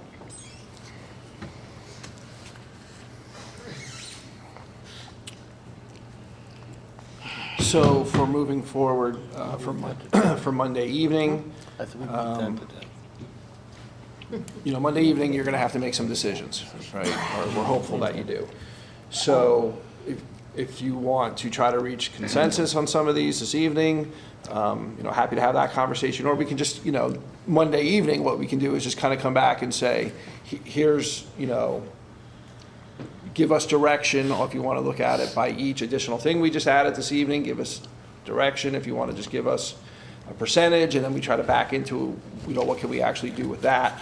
So I guess I'm kind of looking for tonight some direction on the board, not on what the budget's going to be, but on how you want to move forward in preparation, so we can prepare to best put you in a place to make a decision Monday evening.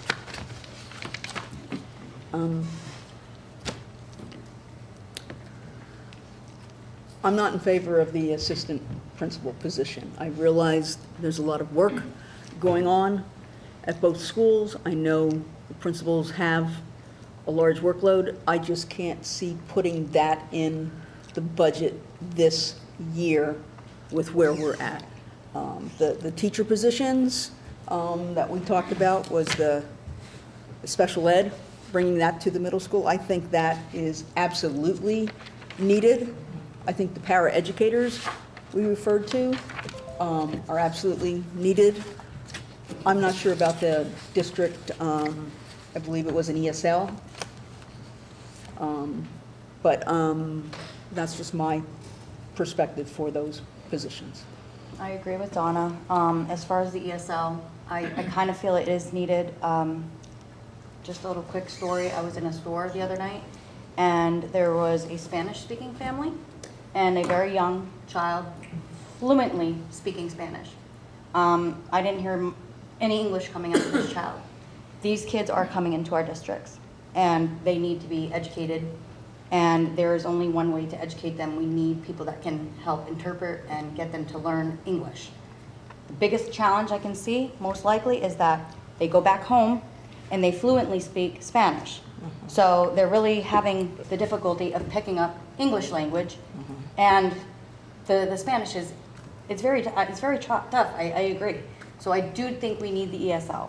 I mean, we have an influx of Spanish-speaking families in this area, and we need to support that. I mean, And I just to add to that, I mean, we're talking Spanish, we're not only talking Spanish. there's others, yeah. I mean, our diversity of languages, I mean, we're not like California or maybe even Allentown, but we have a lot of different languages that we have our ESL working with. Yep. That don't even speak those languages, and in some cases with particularly Chinese and so forth, there's so many dialects, that even some of the people who are understanding things don't understand things. So it is really, it's really a hard drive, and I really think the ESL is important. I mean, unless we can use AI to interpret and get them speaking English. That might be but, it. I don't know how far we are with that, but I'm sure it's coming. Might be it. That's true, too. I think, Dr. Link, it's perfectly wonderful for everybody to give their opinion, and I think that's what we're here for. But as far as trying to reach consensus, I'm a little scared that we're getting close to sunshine law violations when people start to actually vote and give you direction on things. I mean, you can kind of scrutinize what people are saying and come up with your own conclusions, but as far as raising your hand and saying, I'm in favor of the ESL teacher, I think we're getting close to violations at a committee meeting. So I would hope people would voice their opinions, and several of us have. But as far as voting, I'm a little concerned on that, on how far we go. Matt, I thought he wanted direction. We're so just giving that's- opinion. I understand that, but when you raise your hand and say, I'm in favor of this, that's, you're getting close, Donna, is all I'm saying. You're getting close. If you want to give your opinion on it, Okay, give your that was my opinion, and then opinion. Dr. Link can say, oh, Donna's in favor of that, and I'll write that down. But as far as saying yes or no, there's a thin line there. That's why it's called the sunshine law, and you got to watch yourself there, Donna. And I understand what you're saying, and we've all done that. I've been vocal, but you got to watch it, and you don't cross that line. So Okay. It's an opinion. We'll have to raise taxes 4% just to cover the legal fees if we get sued for that, but that's another But then, story. you know, I mean, Then don't ask for our opinion. yeah, I agree with John, had just said, you know, I have a question as to whether it's an opinion or a vote. I didn't see us calling for a vote. I see us, you asking us for our Discussion. opinion, and we're giving it. And when we give it, it may sound like we're in favor or not in favor, but I think it is giving direction of where we're going to be going with the vote. Plus the fact that, unlike Sunshine, we are in an open meeting that is being televised even. So it's not like it's a executive meeting. I guess my question is, do you want opinion or not? If you're asking me, I'm saying, yeah, let's get opinions. I think people should voice their opinions, and then he can infer from that what he's comfortable with. But- Chastised for still giving your opinion. Okay. I've expressed my opinion.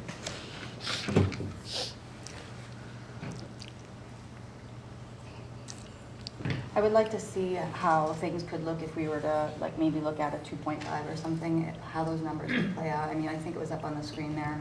Yeah, so if you did a 2.5, you're gonna add 47 some odd thousand. Can we go back to that? So the 2.5 is gonna give you $267,000 in additional revenue. And the original is 457 and change, so minus 267,045.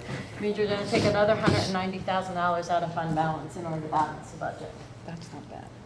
So you're gonna add 190,000 to the 1,896, which is gonna be, you're gonna be almost at 2.1 million. And Sherry, just to confirm, on your shortfall number, the 575, that includes 457,000 in that number. So if we do no tax increase, correct, then you're saying that we would be a shortfall of $1 million.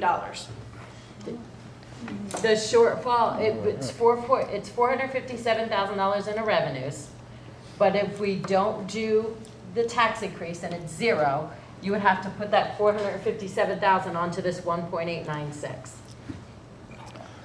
So you're looking at 2.5, 2.3, 1.8. right? Look at 2.3. Right, would be almost 2.3. 2.3, roughly. Right. I'm And you're rounding. saying the additional shortfall was the 575. That's- Correct. I think that's where we're confused. Yes. So just getting to the right numbers. Yes. So you're saying that right now, the way the budget is and how you have it listed, you have a 3.5% tax increase in there. Correct. With that 3.5% tax increase We're still included, we're short. still short $1.8 million. You got it. The 575, 599 is what we're short. The So- other is the fund balance Got utilization it. for one-time purchases. So if we go to a 2.5, that means we're at a $2 million from our fund balance. 2.1 almost. Thank you for Yes. clarification. You're welcome. Appreciate it. Sorry. That's Got to the okay. numbers. No problem. Which I then didn't would think our get us one-time down payments were to that high. under 16 million. Yeah, definitely. It was 16.8 million, but that was already with the 1.89, so you're gonna lose about 400. If you did zero, you're gonna lose 457. Right. If you do a 2%, you're just gonna over lose 16 200. So it's million. gotta be Yeah, somewhere around 16.4. 16.5, Thank you. somewhere in there. And you're still doing investing? Yep. Okay. Yep. Sherry, the long-term planning that you're talking about that we were going to use from fund balance, that doesn't come up to $1,320,000.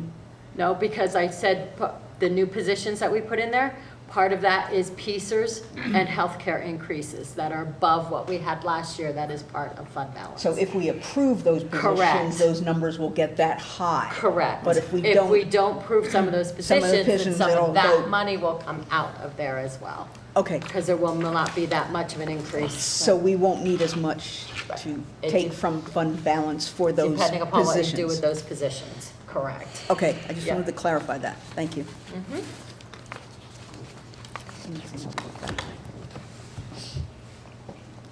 I voiced my opinion.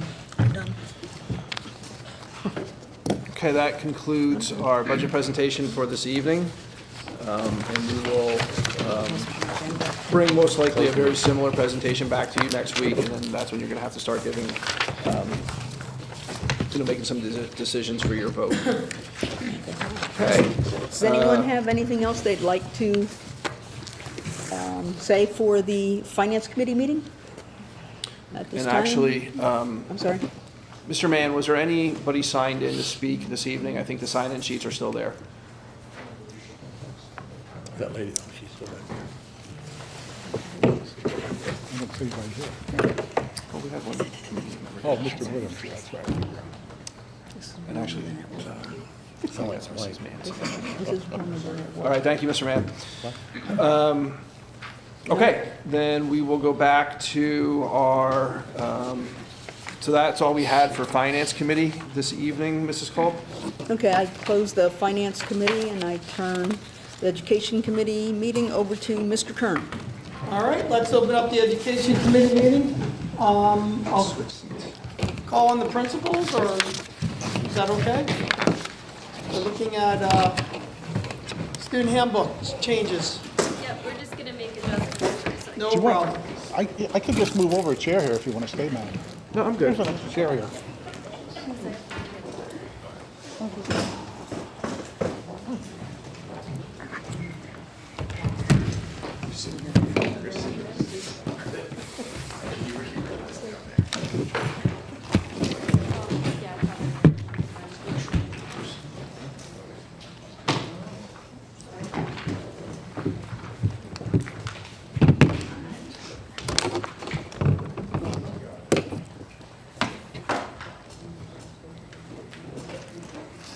So while I'm plugging everything in, I'm going to kick things off to Mr. Pine, and he'll do the introduction for the handbooks and the curriculum and program of study.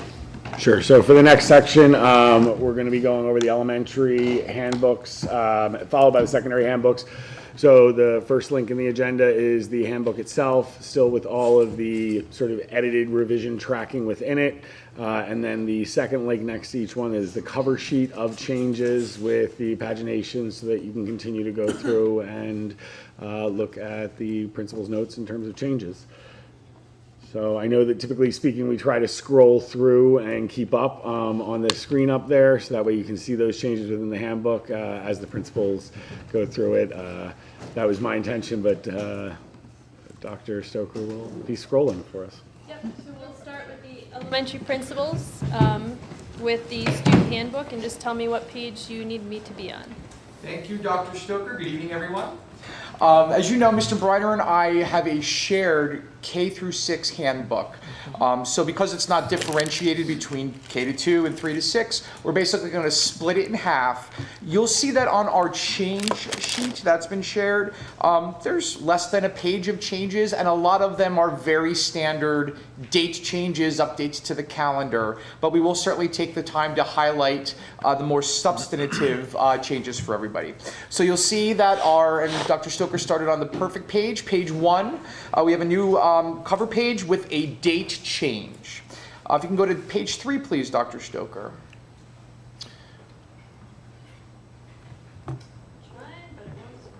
All right. Next one down. And very simple. The only thing changed on here is the date. Next on page 6. On page 6, we have personnel changes with our new athletic director, Dr. Rush Wallace, beginning. We've removed Mr. Geist into retirement and added our new athletic director. Next, page 8, please, Dr. Stoker. This is the first substantive change. This is at Peters Elementary School. There were some clarifications on school van and other traffic at Peters Elementary School. For those of you who know, we have a one-way traffic for parents where they go in the far end and out the center. However, due to traffic challenges with buses and vans, the buses enter where sometimes the cars exit. I added in there because the school vans that drop off some of our special needs students are on the far end of the building. They also leave because driving a school van or a small bus through our parking lot is not possible at that time. So I added just some clarity there. You can see it reads, school vans will enter and exit from the westernmost driveway. All automobiles should use extreme caution when entering and exiting the school parking lot. Just to add a little layer of safety and to share with everybody that those different traffic patterns. The one underneath it is a brand new mini section. It says main office dismissal. I'm just going to read it very briefly. No early dismissals will be permitted at the main office after 2:55 p.m. This is to ensure that our office staff can effectively participate in our end-of-day dismissal duties. All early dismissals for doctor's appointments or other events should occur before 2:55 p.m. To make you all aware, at 3:05 is when our parent-guardian dismissal begins, and at 3:10 our bus dismissal. We saw basically an increase this year of parents seeing a line and saying, well, I'm not going to stay in that line. I'm going to go to the main office and sign my child out. But there are concerns about that because starting at 2:55, Miss Jana, Miss Sipe is there alone, coordinating every single thing about our dismissal. When there's a bus going to be late and gets a call from transportation, there's a million things that happen in the office at that time.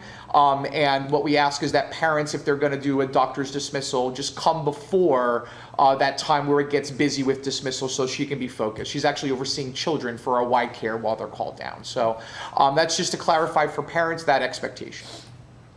Next, Dr. Stoker, on page 10, please. New calendar. So we didn't leave the old one in there, but we erased that and put in our new 25-26 calendar. Page 11. On page 11, we have updated wording under requests for class assignments, basically removing the reference to this procedure that started in 1999 and 2000. Since it's a 20-plus year established procedure, we didn't think we needed that verbiage anymore. But the procedures and the expectation remains the same. Next on page 12. Here we just added some clarification on communication of our traditional school closing and virtual school closing to include that a community outreach system call will be made, which happens when there's a change in our instructional day. Next, please, on page 15, under policy highlights, you'll see at the very bottom there, it's a deletion of information regarding personal face coverings that were directly related to CDC guidelines. Of course, if there becomes a need for our district to relook at CDC expectations, we can update them, but we thought that this verbiage was no longer necessary in our handbooks, but since nobody is currently doing this within our district. Page 18 and 19.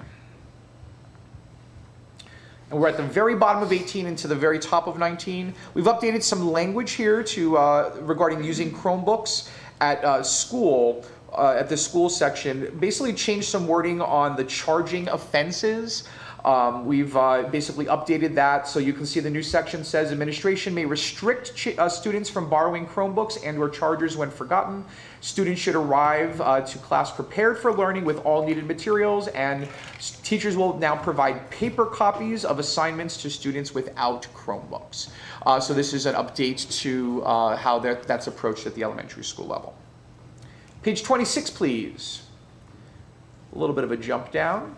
Underneath the attendance section, this is added information for emphasis on established procedures. Our procedures are if there's a parent or guardian that's looking to excuse their child due to a doctor's note or a traditional excuse, that if they want to send it digitally to our PE or SE attendance website, they can't just email us, they have to actually take a picture of the note so we can see the signed and dated note.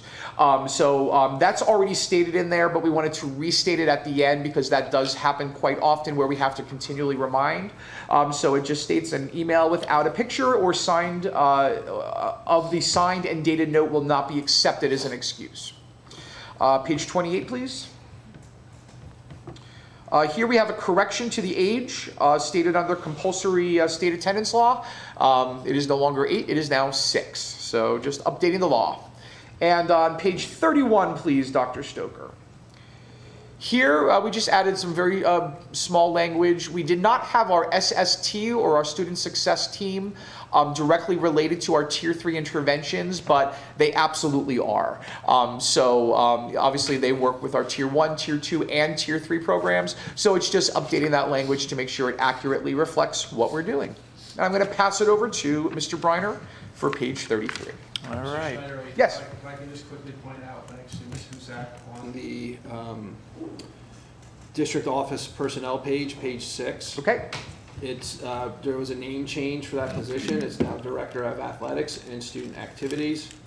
And you're missing an A in Dr. Wallace's last name. No. We will absolutely change that. Thank you, Dr. Lang. Thank you, Ms. Husak. Can I add one thing as well that I think I missed here? So I think we changed the lower age on page 28, but we didn't change the upper age. It should be age 6 to age 18. Thank you.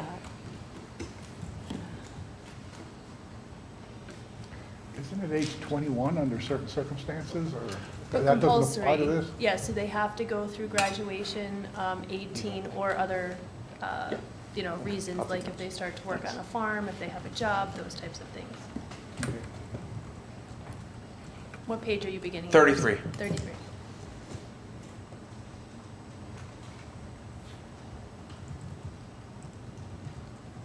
Up a little more. All right. So on page 33, we are removing gum chewing from the list of disciplinary incidents. One, it would fall under other unacceptable behavior, and two, it's really kind of out of place when you look at some of the degree of assault, cheating, and then gum chewing. We felt like that.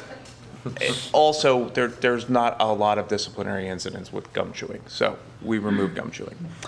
Are they allowed to chew gum in school? So, in certain scenarios, yes, like after PSSAs or something like that, if it becomes an issue, then it goes away. It's not this big thing anymore of us removing do not chew gum.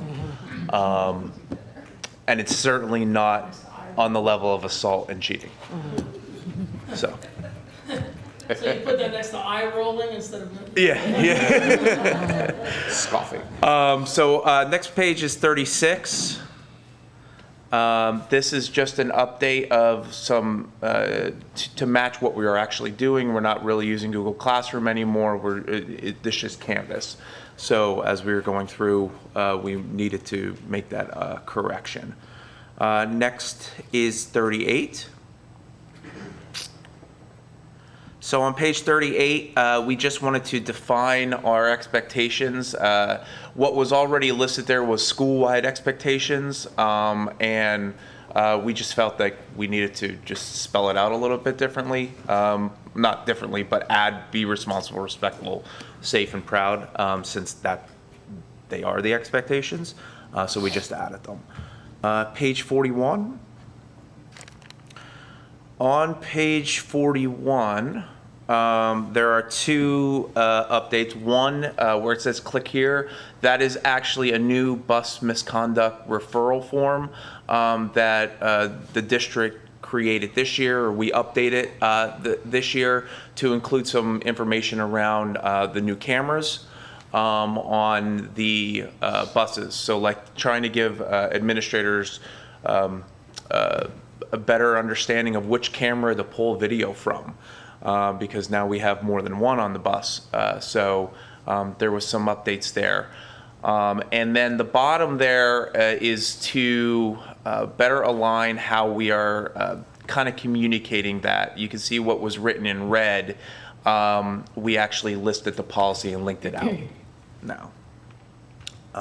Next is on page 50 to 51.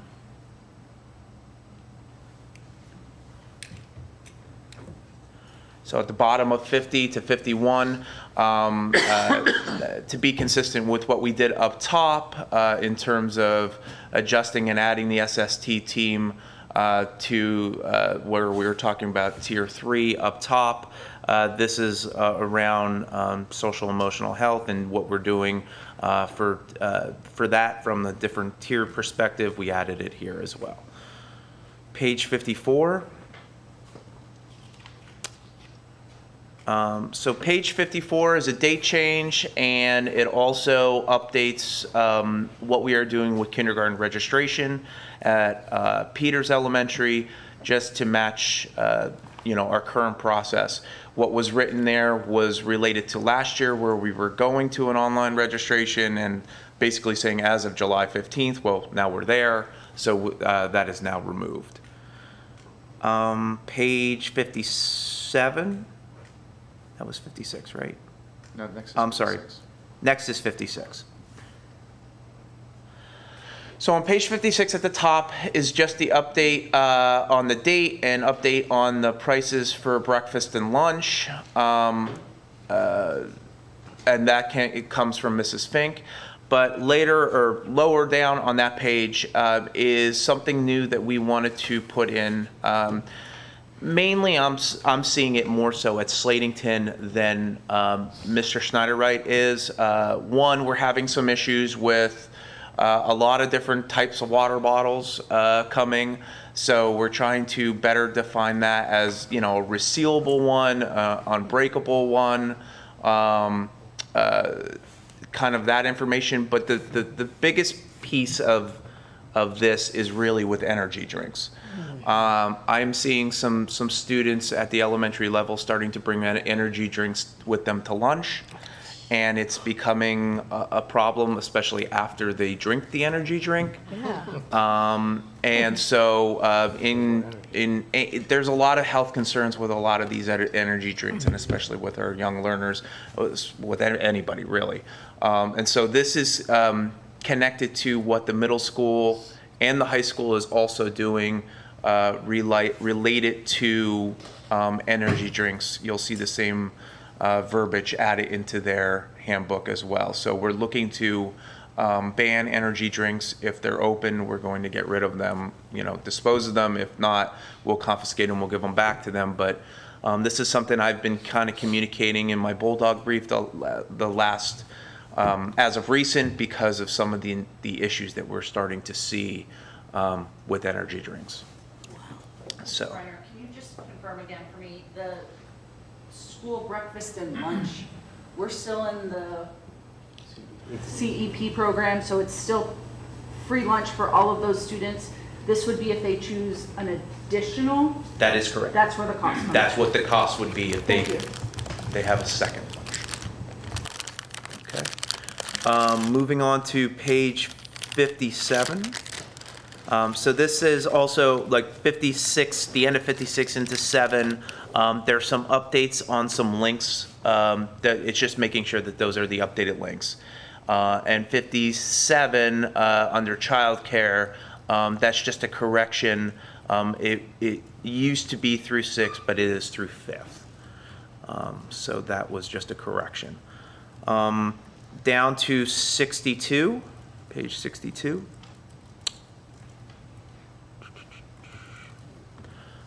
On page 62, you can see what was written there.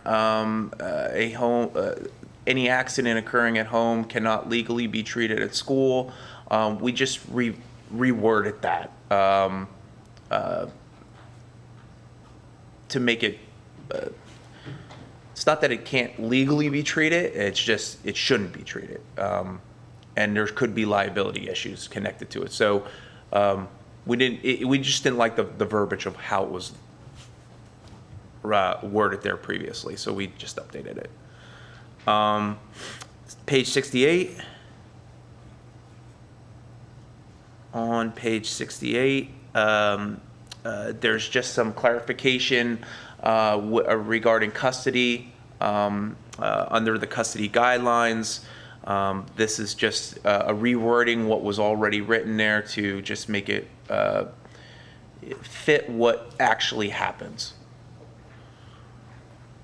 And then the last bunch of updates, I'm not going to go through every page, is page 70 through 84. These are the updates to all of our Title I documents. So you'll see the Peters document followed by the Slatington document for all of the different documents that we have for Title I, including family engagement plan, including right to know for parents and guardians, followed by our transition plans, and then ultimately followed by our student compacts. And that was also run through our family engagement meetings in April, for updates and any feedback from families, so that has now been included in there. And that is everything. The table of contents and the index will get updated once we remove all of the yellow, all the red, and it's going to shrink probably by a page or two. Good job. Great. Any questions? Other questions? Good job. Okay. Thank you. Thanks, everyone. Next up, we have the middle school, and Mr. Hauser will walk us through the middle school handbook. Thank you, Mr. Pine. I would add the principals have a bet. Whoever has the best handbook gets the championship belt that is on display. So I'm counting on all of you. I'm not going to get into some of the grammatical changes that are here. You'll see those reflected. I just put on my kind of cheat sheet that these are throughout. There's always a couple little phrasing issues, so I'm going to go over the changes that are of substance for everyone. Dr. Stoker, the first occur as we get into the personnel pages. So that has been updated to reflect new personnel, specifically Mr. Williams as the new assistant principal. As we get into the next pages, we have the updated calendar. I'm sorry, I'm having a technical issue here. The updated calendar is there with the next year. The page after that, we get into substantial changes with the middle school schedule. Just always looking to improve things. We ran into some issues this year when it came to how we were running meetings and getting attendance at those meetings, and with the multi-tiered system of supports being a goal of the districts in forthcoming years, we want to make sure we're doing it right. So we did modify the daily master schedule a bit. So you'll see some things on here, for example, breakfast just starting a few minutes early, and then we are eliminating a morning homeroom, having the children report directly to period 1. One of the reasons for that is we do have, I'll say, a chronic issue this year with students arriving late to school. It has been a consistent thing. I've experienced it before in my career, and a way that I was able to make a real dent in that was by eliminating morning homeroom. When kids are going directly to class, they tend to be a bit more on time. So we also extended period 1 to accommodate announcements and attendance and things. That period will be a little bit longer than the others, but it's for those duties. You'll also see at the 9:05 slide, the enrichment period, we do that already now. We're just redefining the use of that. We're also keeping some common language with that win period that the kids will have consistently from Slatington kind of up through.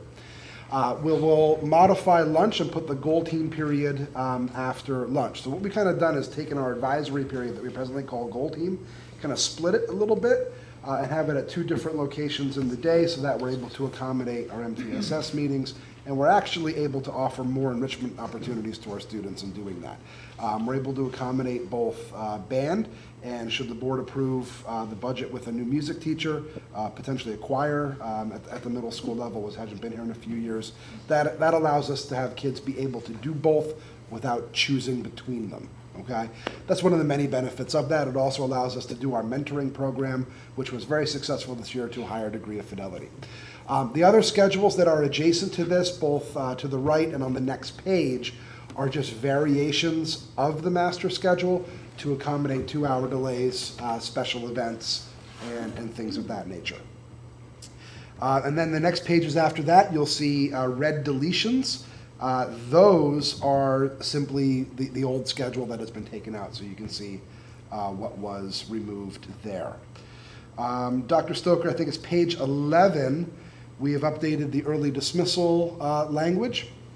In the early dismissal language, we've eliminated things that are just obsolete. For example, a directive not to call employees' homes to find out if school's getting out early.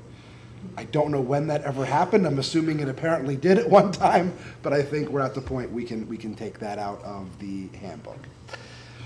There's an update under virtual instructional days, as my elementary school colleagues explained, just removing some language under virtual instructional days. That should be on the next page down, Dr. Stoker. Okay, so that just clarifies a few things there. As we get into, let's see, it would be page number 15, I believe.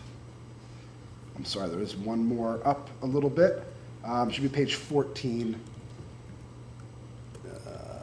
Yeah, we changed that to period 1 to reflect what we were doing there. And Dr. Stoker, up just a little tiny bit. There we go. So this one has to do with students accruing absences that are, truancy events. We don't want to create a situation where a kid is not coming to school but able to show up on days where there are special events and participate in those. Just trying to make sure we're incentivizing and promoting regular attendance. So we do have that stipulation in there. The next page, Dr. Stoker, here the board can see the disciplinary response to late arrivals. What we've done this year is kind of spin our wheels, where a student will have so many late arrivals, it resets at a marking period, and then they go into lunch detention, and sometimes that just doesn't get it done. It's not, making the correction that we want. So what I'm looking to do is track these in a 30-day rolling window, so that we're not punishing students that, if it's 60 days removed from their last late, they can start fresh with that, but at the same time, it's not, you've been late 20 times in a marking period, now it's a new marking period, you're starting at 0 again. So trying to make a rolling 30-day window. 1 to 2, we understand that life gets in the way, that's a warning level. 3 to 4, we're looking at an after-school detention, and then at 5+, we're putting things to administrative review. What administrative review means is there are situations where the late arrivals are not necessarily the fault of the student. They're not behavioral. So I don't want to necessarily continue to punish the student for the decisions of adults, okay? There could also be other needs that are being, kind of manifesting as late arrivals to school. Sometimes I've seen that with anxieties. I have seen things like that with students. I'm not going to punish students if it's something like a medical need or a special circumstance. So once we get, to that level, we're looking at an administrative review. And then I did put something in there that we have the right to adjust these guidelines based on the specific circumstances what we're seeing in our students. The next paragraph down from that is permission to leave school early. This we clarified a bit. We did see an uptick this year. It's always been there, but we saw an uptick this year in students who at lunchtime will call or text their parents, I don't feel well, come and pick me up. And then someone comes to school that we had no idea was coming to take their child home. So that can create a little bit of a backlog. Just clarifying what needs to be done there. And directing parents that we need to have this communication, and directing our students. You need to come to the nurse. There is a process that happens when we are going to send you home if you are not feeling well. Dr. Stoker, the next page right at the very top, this is some language that has to do with educational trips. Encouraging parents to take these trips when school is not in session, but also if they do have to take an educational trip during the school year, to kind of please be aware of the school calendar and understand what very important events are going on. For example, sometimes we have timelines we are bound by. We don't necessarily control the windows for state standardized testing. And if we have a student taking a 10-day educational trip in there, that could mean they're not able to participate in like a PSSA math or a PSSA ELA. So we're not getting that data to kind of track them. So this just writes that out for parents so that we're all on the same page from the start of the year. Under the next section, we have schoolwork missed during an absence. We have in there that we want students to be able to do their work. We give them 3 days when they have an extended absence. And then if that 3 days is not enough, they can request extra time from the principal or assistant principal. We do the same type of thing for an out-of-school suspension. Unfortunately, sometimes we will have an out-of-school suspension that is a little bit more long-term. We do not want the students, hypothetically, you could be out of school 10 days. If you don't keep up with your work, the way the current procedures are written, you would have 10 additional days to make up that work. We're trying to tighten that up a little bit, but at the same time have some administrative review in there. We have a bit of a break until we get to page number, I believe it's 17, under cafeteria service. These are the same updates that we saw with my elementary colleagues. As we get into the next pages, we'll skip through many of them. We will go to page number, looks like 22. On 22, we just changed some wording there for grading and reporting to a grade level, not necessarily a core team. And then as we get to, it should be school-wide positive behavior support. down a little bit more. There we go. Removing references to the flex period. The flex period is no longer used. We have different terminology for that now.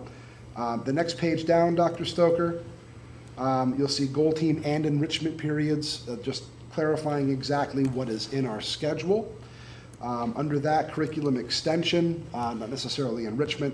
We didn't want to create the confusion of having enrichment period with what exactly is going on in there.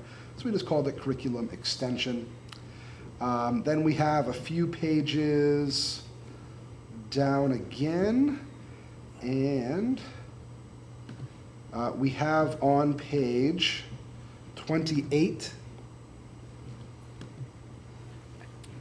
with the help of Mr. Pine, we are looking to add in AI use in education guidelines. So this will guide students and faculty and parents through the most appropriate use of AI. We tend to see more of that being used here at the middle school. We have very few instances of academic dishonesty with AI. We are actually seeing it used more for learning experience, but we're also seeing that we have some education to do, teaching kids when is it okay to use it, how is it okay to use it. Mr. Pine helped me with this language with the green light, yellow light, and red light. As far as full use is there, some structured use, and then no use at all. And then there's guidelines into investigating, on the next page, Dr. Stoker, investigating suspected academic dishonesty. So there's a process for that requires some fact-finding. It requires evidence to be there, and then there's that developmentally appropriate response. Where I don't want someone on a first offense to be kind of nailed with the 0 that tanks their grade. We'll let them kind of learn from the experience and move forward. Should there be subsequent violations, we can definitely tick things up like we would on a progressive discipline for anything. As we scroll down from there, we have respectful and purposeful interaction with AI. AI, like any piece of technology, can be abused. So we wanted to make sure that we had specific guidelines in there, for that. We have had some situations where students will give me the history of this bad word, and it'll come up with a history of the bad word, and that's not something we want in classes. So we have some guidelines in there for the appropriate behavior. Then we have on page 31, we did, pass it, Dr. Stoker, up a little bit, might be page 30. There it is, right there. That is the energy drink prohibition. We've already done this. I will tell you, I did confiscate an energy drink about a week ago. The label on the energy drink said it is not a product that is made for anyone under the age of 18, and adults consuming this beverage should consult a physician before doing so. I do not want a 12-year-old consuming that to start their day, so we're not even going to allow that in the building. As we scroll through a bit more, on page 32 and 33, we have a list of our extracurricular activities. There we go. So we did add chorus and choir on there in anticipation of the new music teacher. The Sons of Liberty Club has now gone 2 years without an advisor, so under policy that will be removed. I have communicated with my faculty that if anyone does want to restart it, they know what the process is to bring that club back like it is something new. But we do have a very good, and robust offering of different clubs. And then if we go down to page number 34, under school dances and team activities, we just modified this a little bit so that it matched the language on late arrivals to school, just so there was consistency internally in the document. If we go down to page number 36, under breakfast guidelines, that's okay. This language will just, again, reflect what we're actually doing with breakfast. The middle school has experimented with a couple different breakfast options over the last couple of years to kind of see what works best for the layout of our building and our kiddos. This also reflects the earlier start time of 7:05. So that just keeps everything consistent with the schedule. Dr. Stoker, top of 37, bottom of 36, you'll see dress and grooming. I wanted to clarify here that the dress code is reviewed by students and parents and guardians minimally every 2 years. It's always an open topic of discussion at Coffee and Conversation. I bring it up kind of routinely when I go through the handbook. But specifically, I ask students and a group of parents what they think of the dress code so that it's something that is, these kids have ownership in. Sometimes we do get pushback that dress codes unfairly target female students versus male students. I'm proud to say that's not the case in this building. I have data to back that up, but also female students review the dress code to make sure it is fair and it's consistent for both boys and girls. Other than that, no major changes to the dress code itself, just informing the revision process. Dr. Stoker, pages 38 and 39. This is language related to the electronic hall pass. This was not in last year's handbook because we had not made the purchase until into the school year when the handbooks were already revised. So I wanted to make sure that we had language in there reflecting the use of the electronic hall pass, which has been wonderful and a very worthwhile investment. That has helped us curtail a lot of more negative behaviors and avoidance issues and some misbehaviors in our restroom. So, if I look at what we spent repairing vandalism last year, it's pretty close to the cost of the program.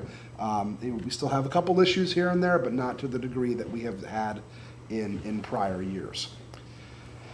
And then there are changes, if we go to, I think it's page 42,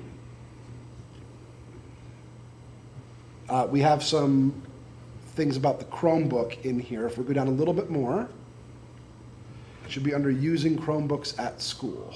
There we go. So some language in here about making sure students are responsible in bringing all of their needed learning materials.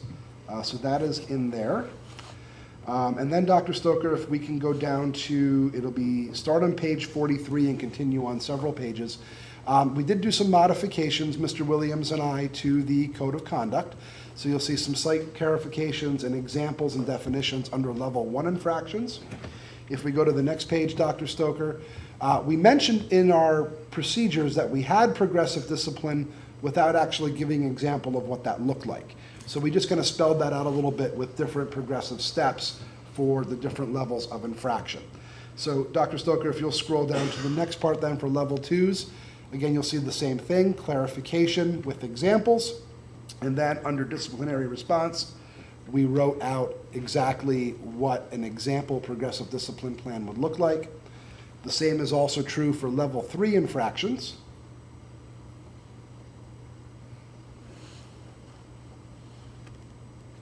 Okay. And then also level 4s.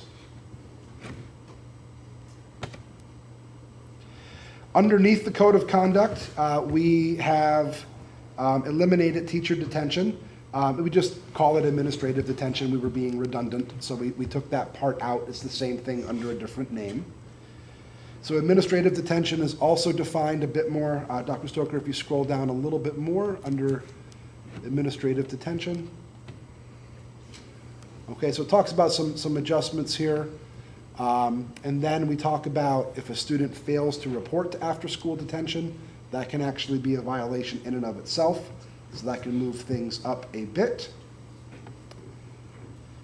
In-school suspension, we have that Chromebooks will not be used unless absolutely necessary. During an in-school suspension period, we want students to be focused on their academics, not YouTube. And sometimes it can be a little difficult when they have multiple tabs open in there. They're pretty good at hiding it. So we say that if they need the Chromebook, emphasize need for an assignment, they will have access to the materials they need. Otherwise, we can do paper and pencil. As we go further down, we've eliminated references to Google Classroom. We no longer use any of that. And Dr. Stoker, I believe that is it. So I'll take any questions from the board or other administrators at this time. Can you make a note, and it might be in there, and I apologize if I missed it, similar to how the elementary school has the athletic director, you do as well, just because of the middle school programs and things like that, to have access to her in the future? Absolutely. Thank you.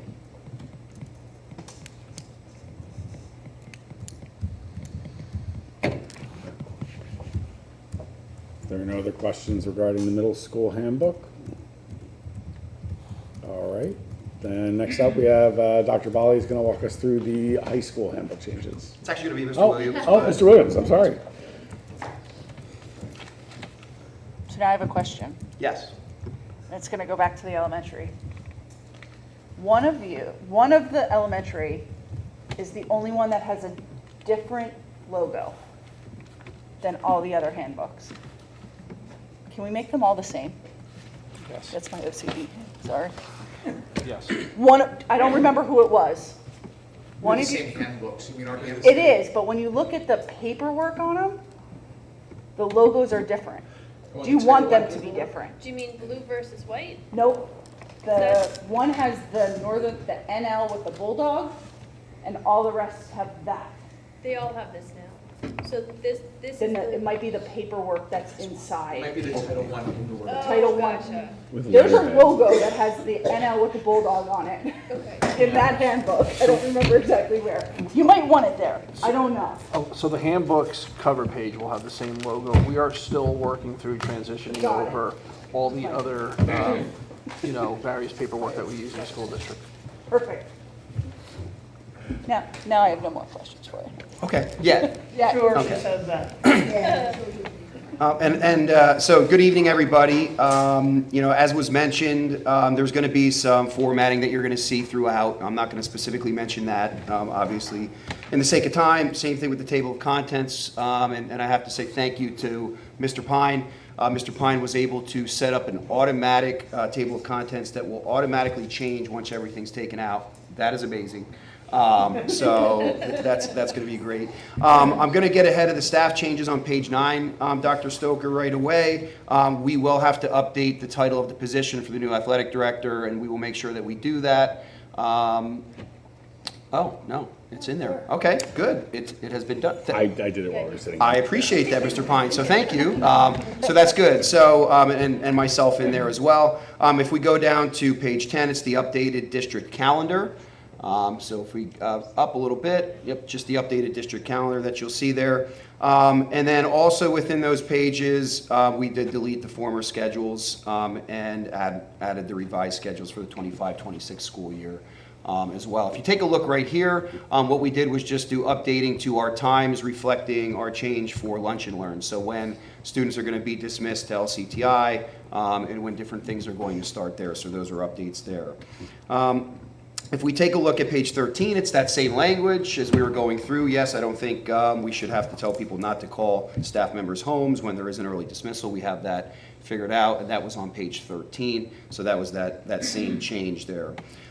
Just a minor change on page 14. You'll see that we deleted middle and added high school. So for some reason, right there under visitors, we want to make sure that our visitors are going to the high school front office, not the middle school. So if we take a look on page 20, we just mimicked the language that we saw or that we saw in the other handbooks regarding the charging. So, yep, right there, if you go down just a little bit on the top of page 20 there, that's the same exact language, just making sure that our students are coming prepared with their Chromebooks charged.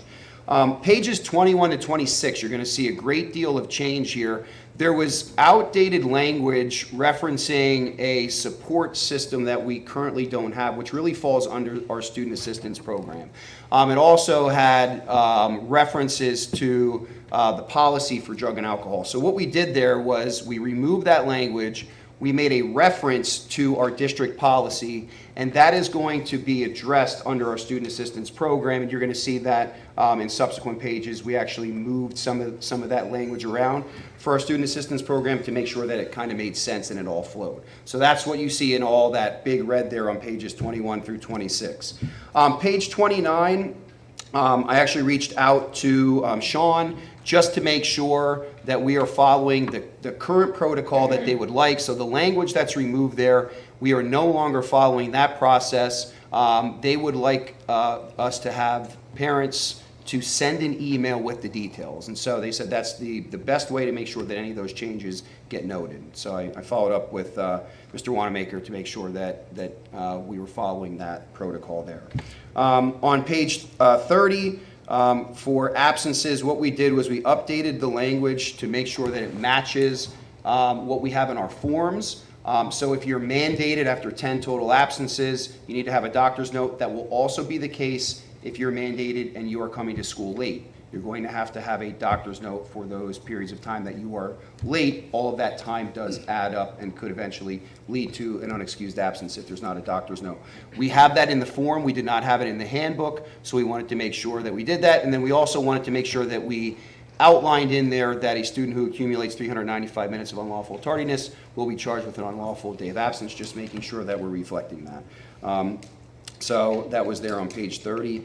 If we continue there, this is something that is new, and it kind of goes along the lines that Mr. Hauser presented in terms of students who are maybe having behavioral issues, not coming to school regularly, they're not taking their studies seriously. We want to make sure that the most important part of school is the focus, and when that most important part of school is the focus, those students are going to earn those social activities, things like a dance, different things like that. So the language as it's written here outlines what would allow them to earn the opportunity, that's why it's in bold, to attend any school-sponsored social activity each marking period. So maintain fewer than 5 level 1 offenses, 3 level 2 offenses, 1 level 3 offense, and absolutely no level 4 offenses in our student code of conduct. Maintain 3 or fewer unexcused absences. So these are absences that would be unlawful, where you have no note, you have no doctor's note, you just did not come to school. Violations above that are older than 10 school days will reset at the start of each marking period. So just want to make sure I clarify that language so everybody understands. We didn't want to run into a situation where we have a major social event at the very next day after a marking period. And all the kids who didn't do all those things, now the marking period changes, we're all good to go. So we want to make sure that we're holding students accountable. But again, we also don't want to be holding them accountable for an entire school year, right? There's things that happen. Students have the opportunity to get it together, make sure that they change some of these behaviors. And so we kind of wanted to take it back 10 school days.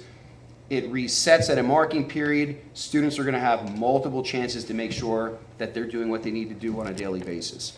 The bottom line is academics, coming to school, doing what you need to do, being successful comes first above all else. That's our philosophy.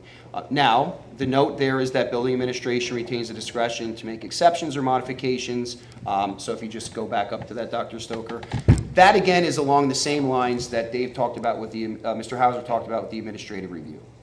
And so we wanted to make sure that we had that in there because there are extenuating circumstances that we want to make sure that we have that leeway and it's not something that's just in there and, hey, that's it. We will have the opportunity to review that.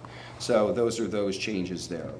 On page 36, we just updated our language on the approval process for educational trips. So if you actually go down a little bit, it's actually going to come up right there. And so this is making sure that we're matching the language in our handbook with the process that we're already carrying out. So if a student is mandated, meaning that they have 10 or more 10 or more total absences throughout the school year, they're going to have to provide doctor's notes for that, and they're not going to be approved that they didn't have those doctor's notes. So we wanted to make sure that that language matched there. Okay.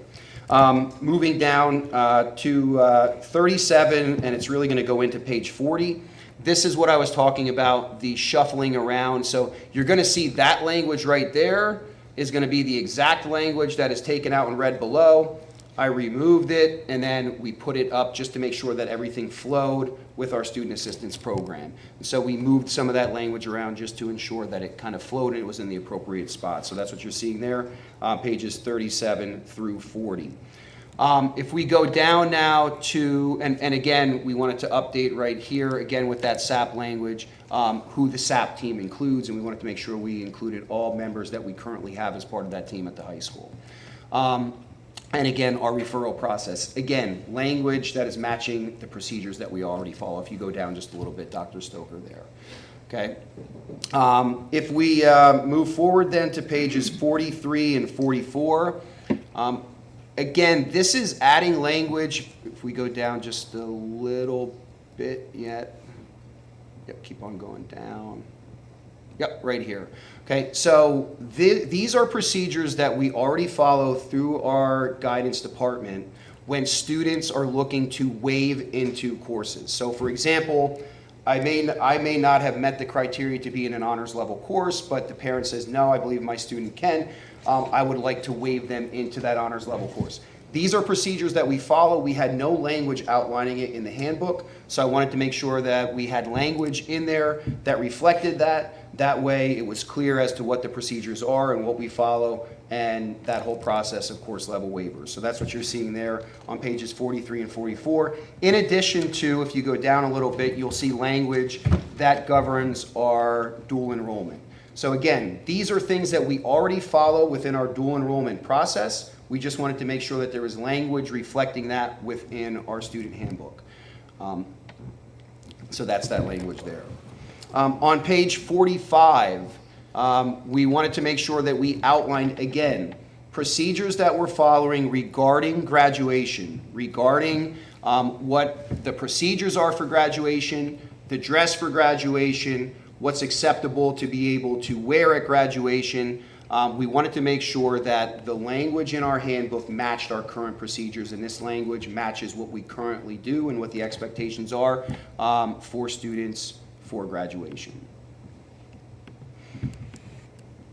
Pages 45 and 46, we did update our student services information for our new advisors that are going to be coming in. We've done that in anticipation of the upcoming classes moving forward.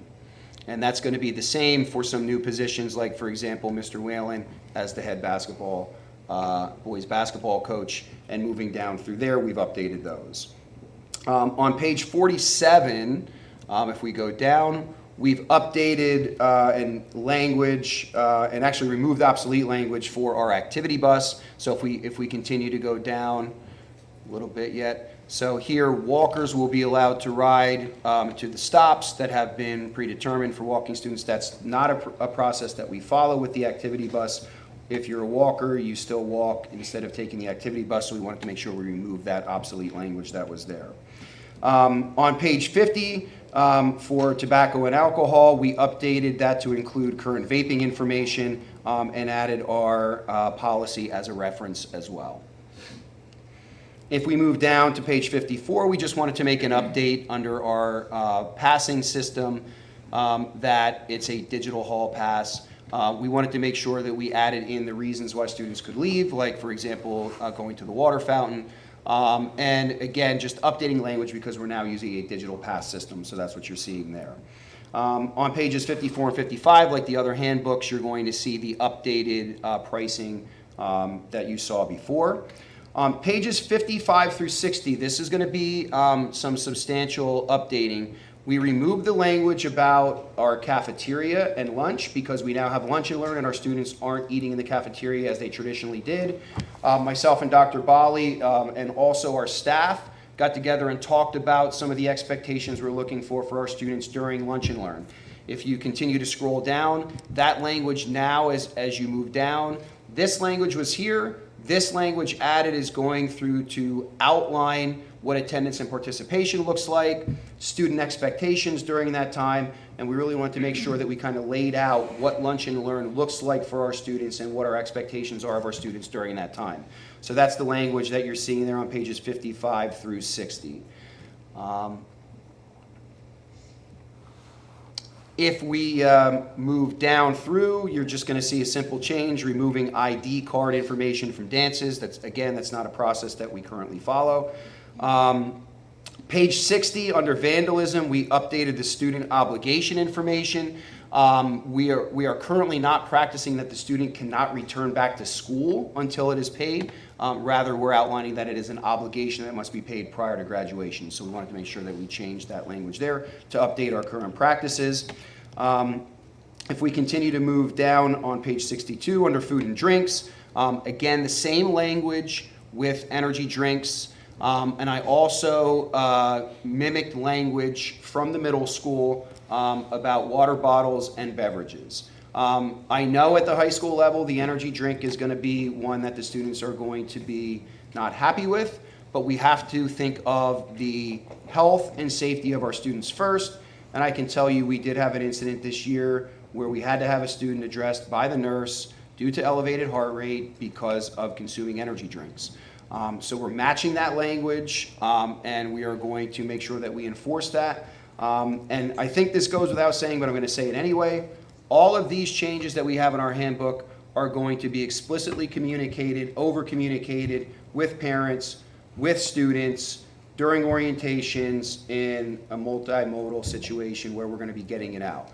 It's going to be very clear what the expectations are, and then we're going to work with them and make sure that we get to a point where we're following that. So I just wanted to make sure that I mentioned that. So that's the same language again with energy drinks. 71 through 74 under technology and electronic devices. This is also going to be a change that is not going to make us popular with our students. So if we continue down under our use of technology, pages 71 through 74 after energy drinks. Here, if you go, sorry, Dr. Stoker, I just saw, if you go up just a little bit where you were here, under the 25 assessment penalty fee will be placed on obligations that remain unpaid by October 1st. All financial obligations. We removed that language just to make sure that we continue to match our current processes that we follow. But if we now go to pages 71 through 74, it should, right here. We are matching language that is at the middle school. Student cell phones, personal devices must remain in their lockers. Cell phones have been a major distraction in our classrooms. What we currently have is a pocket system that is up on teachers' walls, and they say, hey, come into the classroom, put your phone in the pocket. It's not happening. There's research that shows proximity of a personal device to a student directly impacts student success in the classroom. That device should be in lockers. It's what incoming freshmen will be used to. It's what current freshmen and sophomores know from a little bit ago because they had to do it at the middle school. And it's our way to ensure that that device is not on their person during instructional time. They will still have that during lunch and learn. They'll have the opportunity, again, following all of our policies and using it appropriately, to have access to it, but it should be in their locker. They have locks. They're responsible for their property. They should be locking their lockers. That is a change. There was actually language in the handbook that stated that they could use them in the hallways. So as a student's walking down the hallway in between classes on their phone, my handbook's not going to support me when I try to address that with the student. So this is our step to make sure that we're putting the focus on instructional time in the classroom and giving that time, if they earn it during lunch and learn, to be able to have access to those devices. That's what this language right here outlines on pages 71 through 74. 75 through 77 is going through, and that is just the language. And again, I have to reiterate, and this language here again is just moving. So you saw some of the language being moved so that it flows.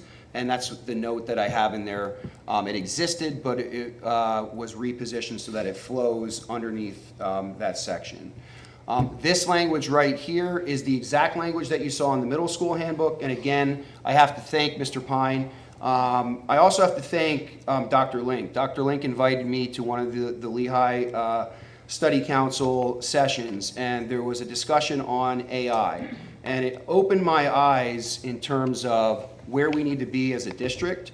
And one of the things was I shared some language with Mr. Pine, and I immediately recognized, based on that session that I was at, it was what they called very defensive, meaning here's all the things you can't do with AI. What it didn't do was talk about what can you do with AI, what is appropriate with AI, and I think that is us getting ahead of the curve.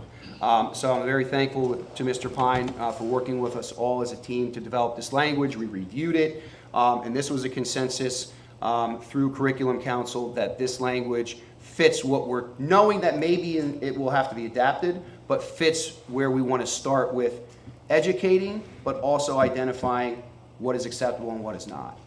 So that's that language that we see there. Page 79, under out-of-school suspension, we just wanted to update, so if we can go down just a little bit more yet, under out-of-school suspension, I guess it went over to the next page.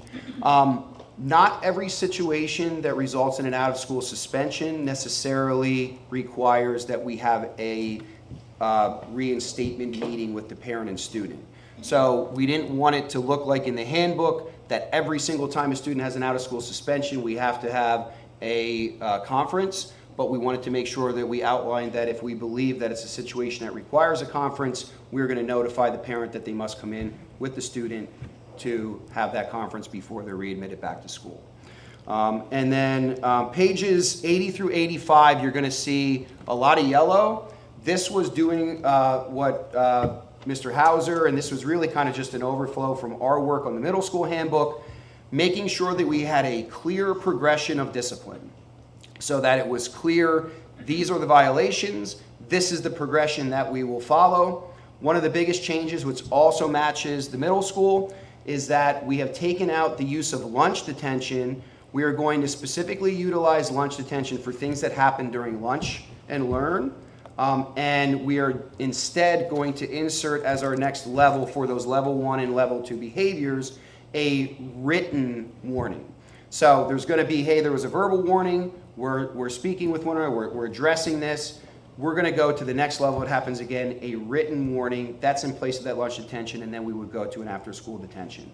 We're finding that the lunch detentions are not as effective as we would like them to be. We're also finding that we want to make sure that we're utilizing that space for a quiet area when students need it during the lunch and learn time.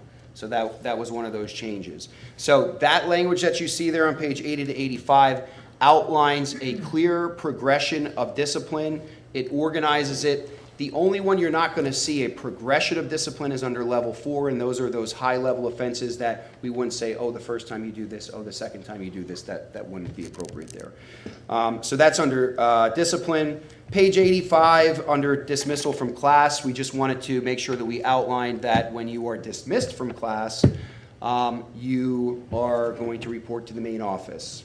We've had some students say, oh, I didn't know where to go when they didn't show up for a period of time. It's very clearly outlined. So if you go down, Dr. Stoker, that was on page 85 at the end here. That is language that's going to outline that.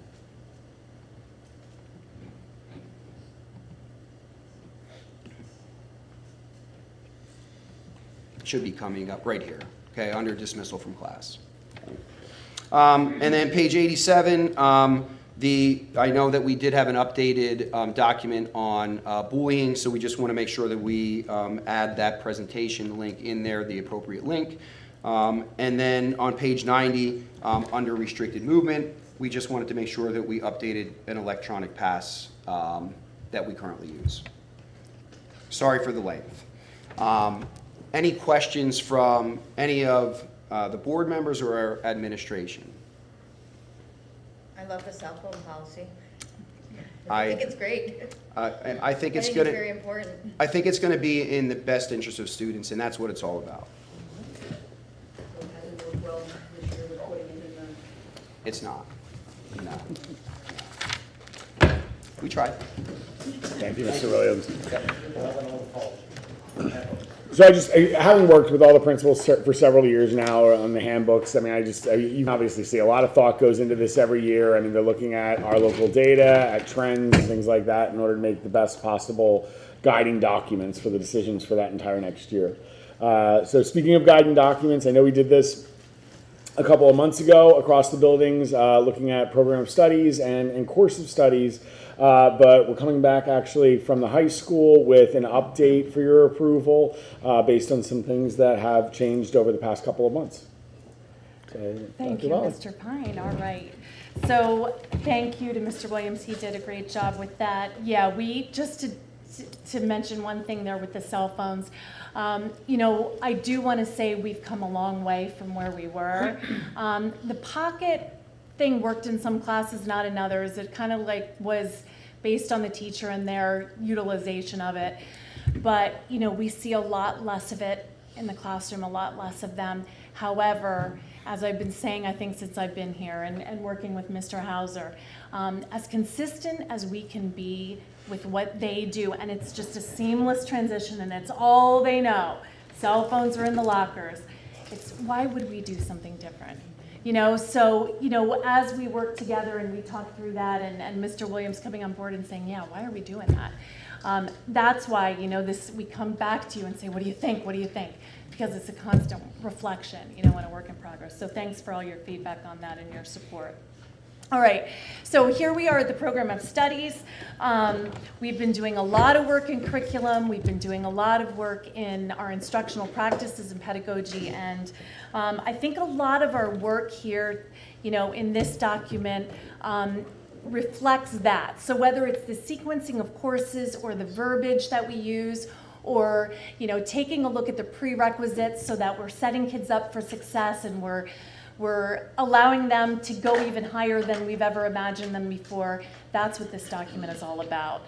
If you go to the first part, throughout, I do want to say, there were spacing changes, years, grammatical fixes, minor wording adjustments, staff changes, things like that, so I won't stop on every one of those.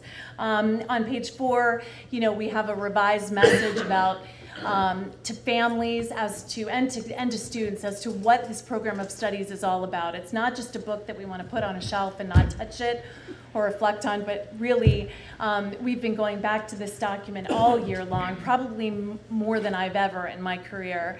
And as we start to move, you're going to hear us talk about pathways and how we really want to offer strategic courses for kids who are going a direction. So if they're a kid who really is interested in medicine, we're going to try and send them, and get them ready in the best way that we can for that career path. If it's technology, if it's electronics, if it's engineering, if it's finance, if it's business, we're going to start, to really push them. And that's going to be what our work is going to be for 25, 26. Because I can tell you, and Mr. Pine knows this better than anybody, that is going to take us a year. We've already started that work, and you'll see some of those changes here, but we will have a completely revamped program of studies at this time next year because it will reflect the pathways. All right, so, and that verbiage is in that principal's message. So page 8, we've added procedures and policies for students and families who request additional credits. And I think that's more on page 8. Okay, and we'll get into that a little bit more as we move on. Page 10 and 11, added procedure and policy for summer classes that are considered non-credit recovery. So the highlighted portion is just the rewording to make it clearer of that red part that's marked out. It's the same information, it's just more clearly written. Mr. Pine, if you go down a little bit, on page 11, that's where it actually outlines kids who want to take summer coursework, but not for credit recovery. So it's not because they failed and they need to make it up over the summer so that they get credit for a course, but these are for kids that, sorry, I'm still back on that one right there. These are for kids that are looking to maybe enrich, take courses so that they're ready to take something a little bit more difficult, or just advance them in some way. That might be a reason that they're taking summer coursework. Maybe there's a course offered at Kutztown that is something that a junior or senior might want to take. Those are what's outlined there in the summer coursework that is not for credit recovery. Page 12, that was just simply, we added Cedar Crest College and we added Future Educators Program. That is a new program that has been offered by L-Tri-C. They come and speak to our kids starting now, this year, and, you know, telling kids who are really interested in the education profession what a unique opportunity this is. And this might even, you know, open doors to other universities such as Kutztown. They have something on the horizons that we've been looking at. So we might have more of that in this area next year as well. So pages 15 and 16, statement added in regards to history classes for students taking Algebra 1 Plus course. Just to remind you, that was the course that we offered this year as the first year. I'm really interested to see what our data shows. We don't have it yet. Those kids just took the Keystone this spring, just a few weeks ago. But these are kids that took Algebra 1 Plus. We got rid of Algebraic Concepts. We got rid of the 1A, the 1B, and we have a full year 2-credit Algebra 1 Plus course taught by one teacher with the same kids all year long, and we believe a lot in this course. So because we added that course, we had to do a little bit, a couple things differently with their history courses so they could get all of those in. 15 and 16, geometry is now included in the 10th grade math that is offered. That goes back to the Algebra 1 Plus that we just talked about. Page 17, Mr. Pine, we added financial literacy and research and education. In a little bit, you're going to see the actual course description, so I'm going to stop. I'm going to pause a little bit longer when we get down there. But just remember, those are 2 new courses that I'm going to speak about in a minute. So now we're going to go all the way down to 27 and 28. All we did there was we reworded some language there for some clarity purposes. And again, that was on 27 and 28. Anytime you see red crossed out and then yellow, it just means it was very ambiguous the way it was written, so we cleaned that up a little bit. All right, so page 31 and 32. This is where you'll actually see, I believe, the course descriptions. Go down a little bit if you don't mind. Yep. Here's the course descriptions for our research with AI. I want to also thank Mr. Pine for his help in writing this course description, and also our financial literacy course. So the financial literacy course, that is a state requirement, as we know, that was coming. That is going to be half of a credit course, so 0.5, and we are coupling that. You've heard, you know, as we did the handbooks, AI is here, whether we believe in it or not. We've got to prepare our kids for it and to use it in the right ways. And I know as an educator for a long time, I'm learning probably at a slower rate than our students are learning, but we still need to learn. We need to know how to use it appropriately and with fidelity, and this is what we need to teach our kids. So we now will have a course on, and I'm just going to read that to you because I think it's important enough to stop and pause for a minute.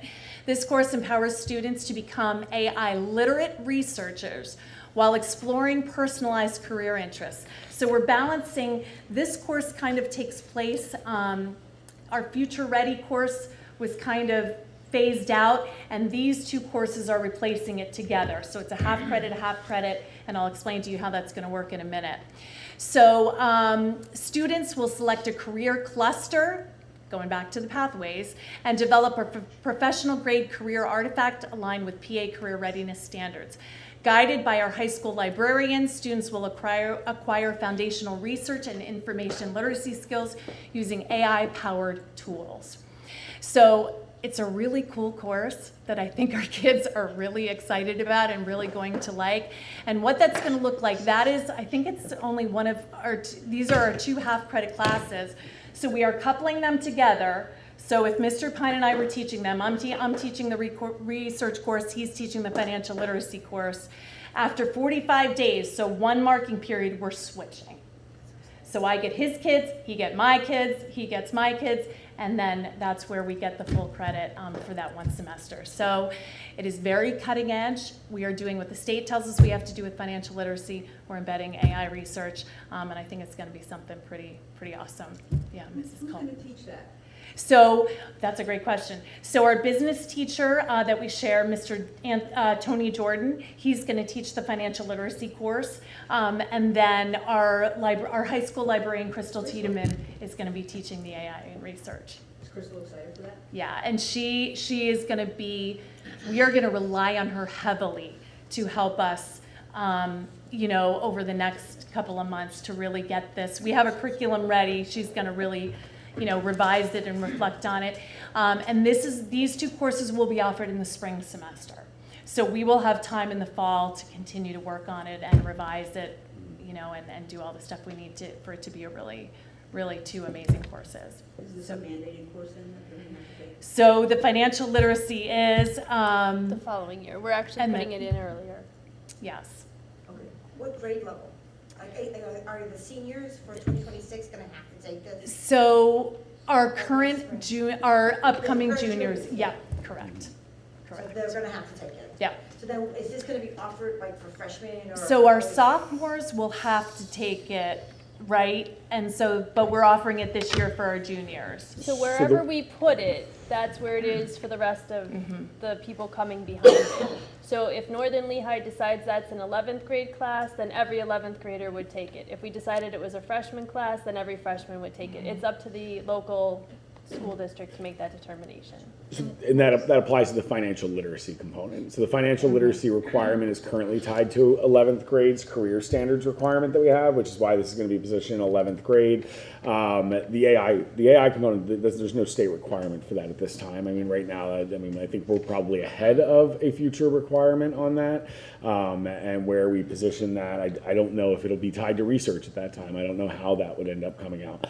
I think from our perspective, information science takes place in the library, and this is very much about having good information science strategies and techniques, and being able to recognize bias and be able to double check information that you're getting from sources, and then using all of that with integrity. That's very much been my experience my entire life working with librarians of what they're teaching in their classes in terms of research. So we're pairing it with research for right now. And clarification, this will be for upcoming juniors. So Correct. current sophomores that will be juniors next year for the 25-26. Correct. So our current juniors, who are going to be seniors, will not have access to this course. Correct. Is that correct? Okay. The state requirement was them a half credit or a full credit for financial aid? Half credit. Half credit. And again, it's whatever grade we start it with, that's where we're sort of either locking ourselves into or trying to figure out how to double teach it to groups until we can, So once they put do it in in there. 11th grade, they don't have to do it in 12th, they're good, yeah? Correct, But yeah. the state requirement, you can have half or a full credit. You determine that. Okay. Okay, great questions. Thank you for that.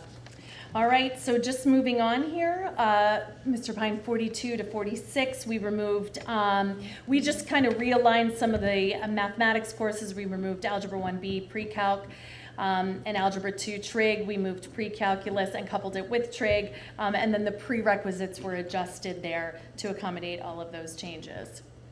Page 48, it was just a simple name change for choir. We omitted concert, and our new music appreciation course has been added there.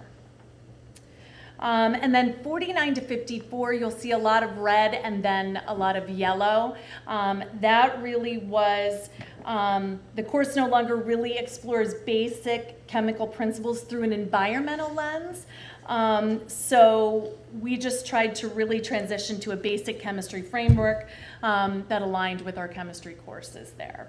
And I really relied on Miss Gabby Wilder to help me with that, because a science expert, I am not. So thank you, Ms. Wilder, and Mr. Pine, of course. All right, and then our final, we thought it was important, 67 through 72.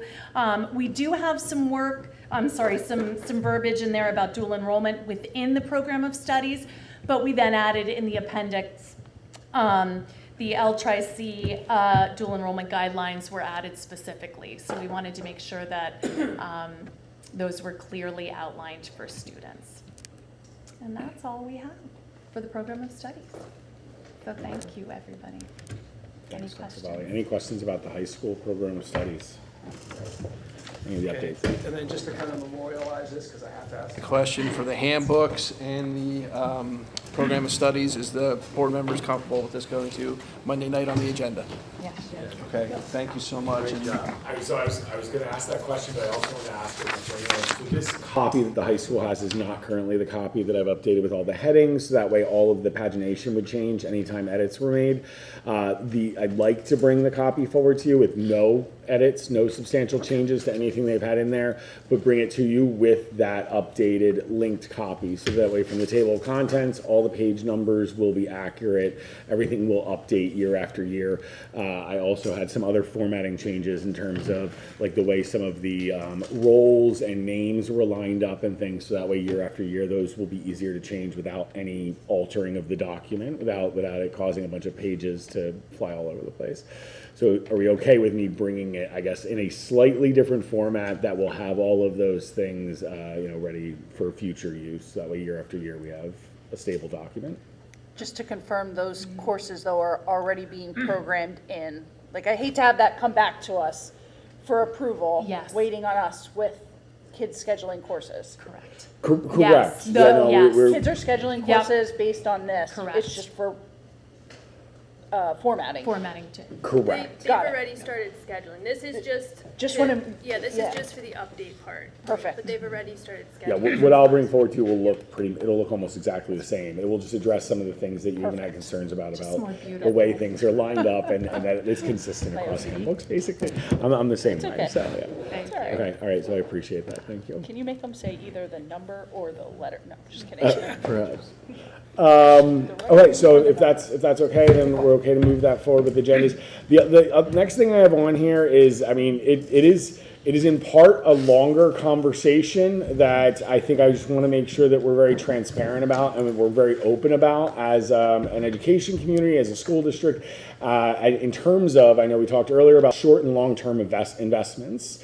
And so the most recent one that's come up right now is IXL, but this is probably part of a bigger picture in terms of the question of, do we continue the pattern that we historically have as a school system of buying 6, 8, long-term contracts with companies, particularly within the ed tech sphere, as we see things fairly dramatically changing.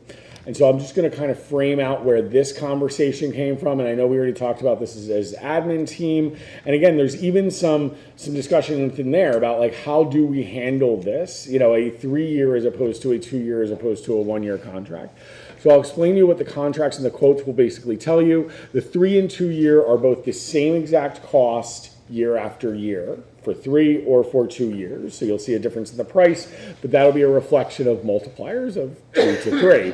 So the 3-year cost is about $89,100 for IXL district-wide.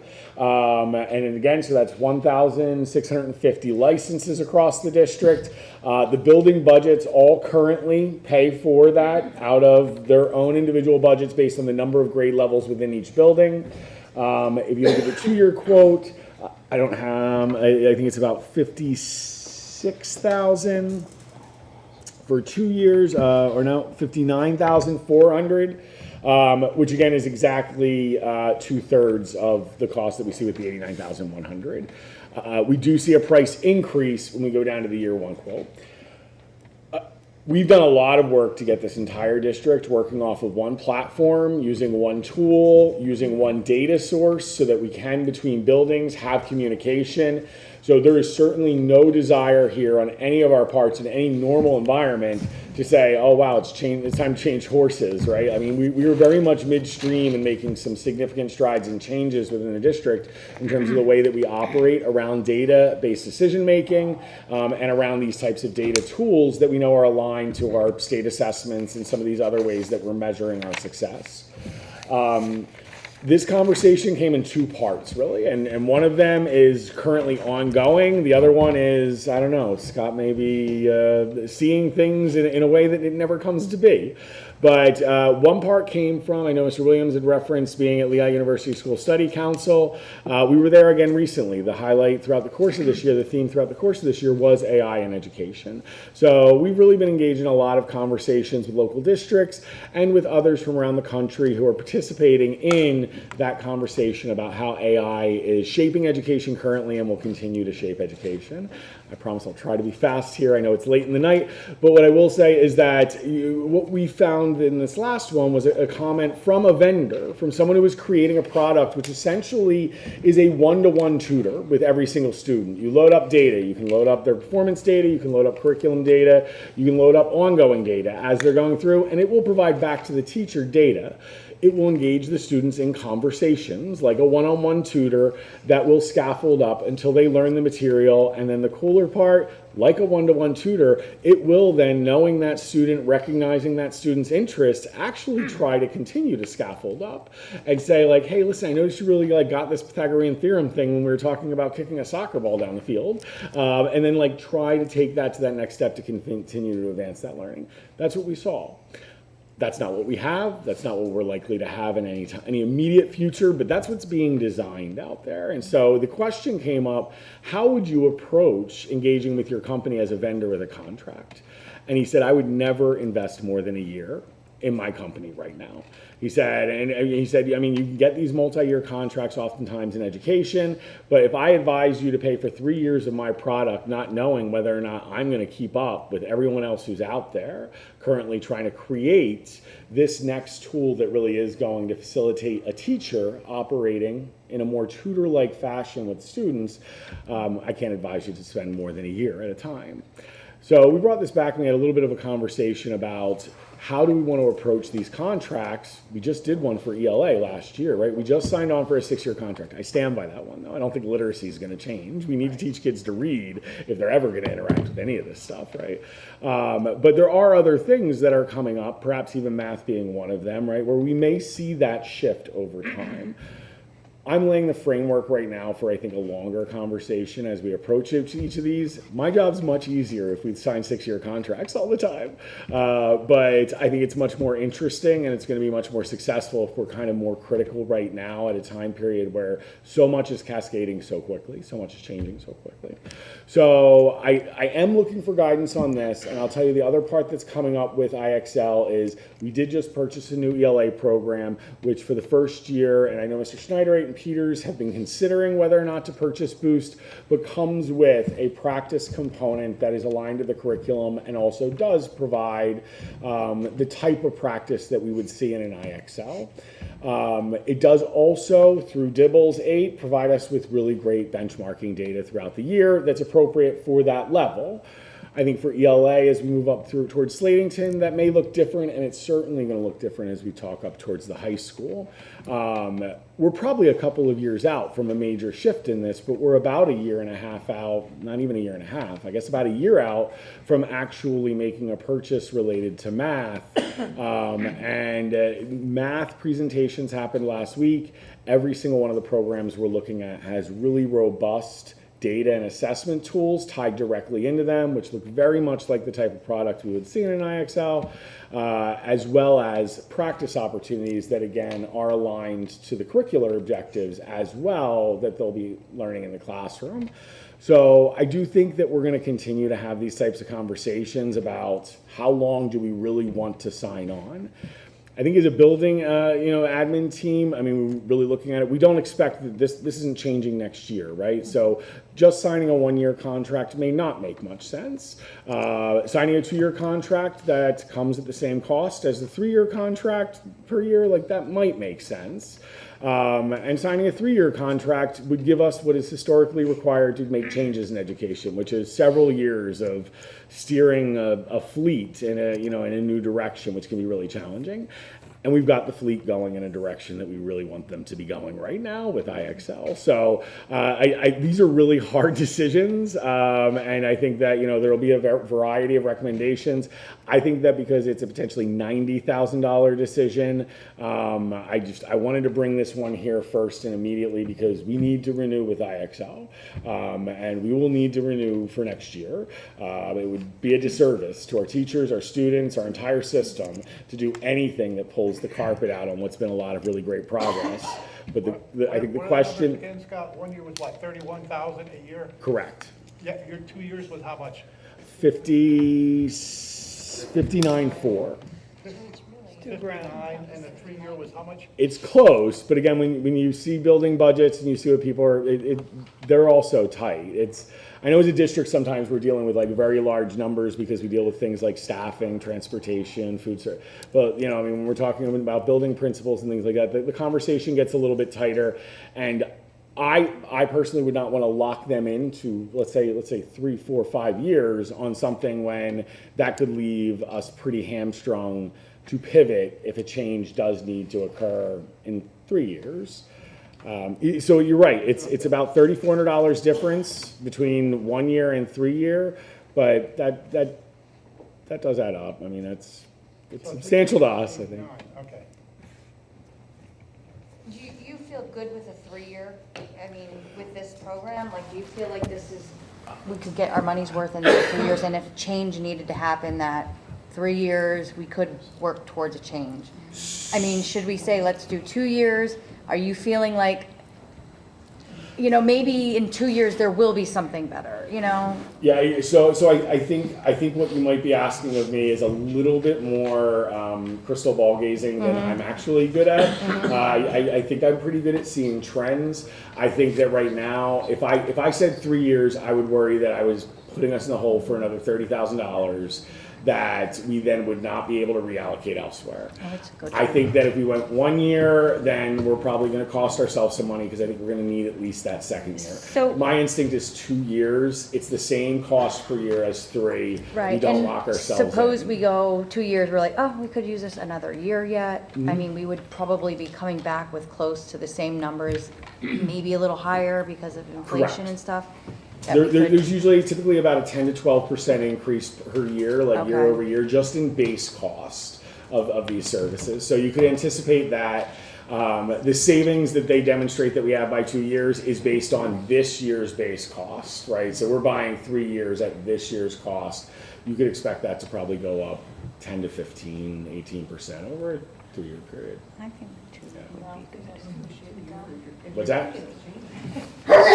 So you have to negotiate it down. No, Accept no. a 10% increase. Yeah. Mr. Pine beats him up over that. So and I'm very good at negotiating when it's things where the stakes aren't everyone's progress, right? IXL, I think we all should be very proud of what's been accomplished with that.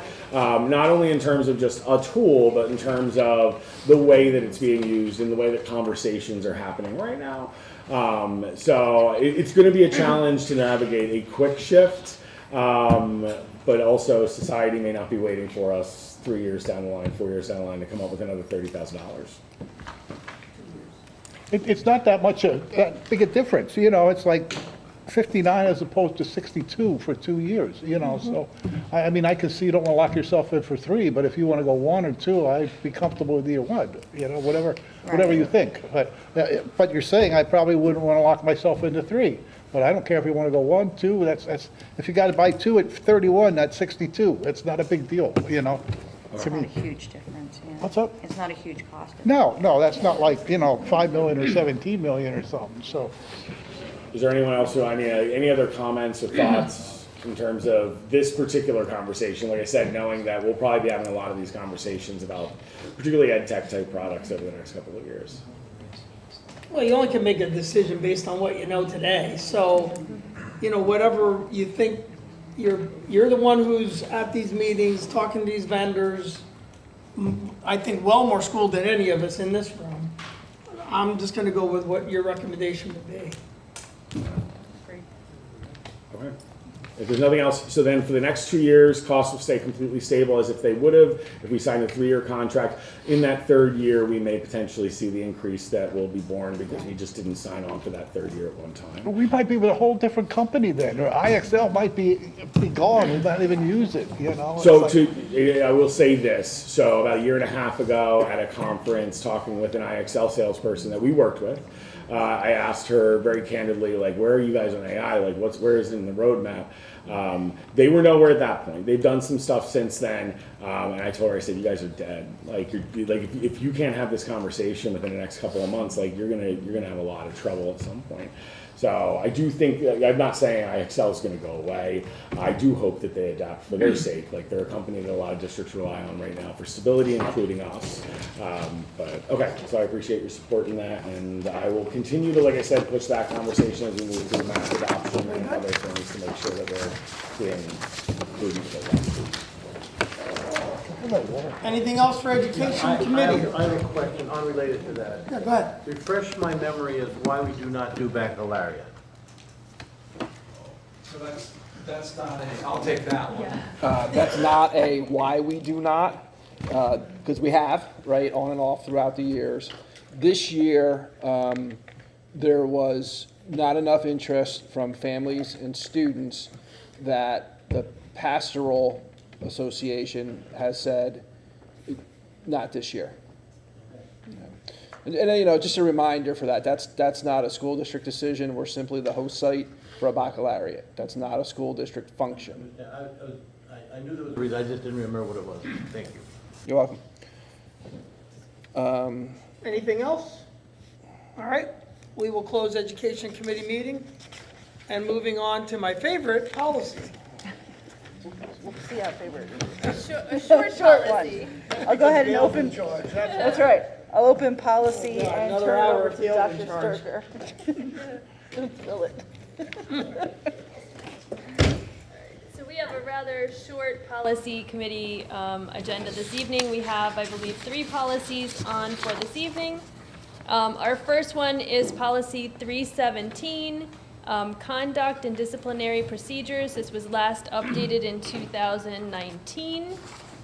Let me pull it up.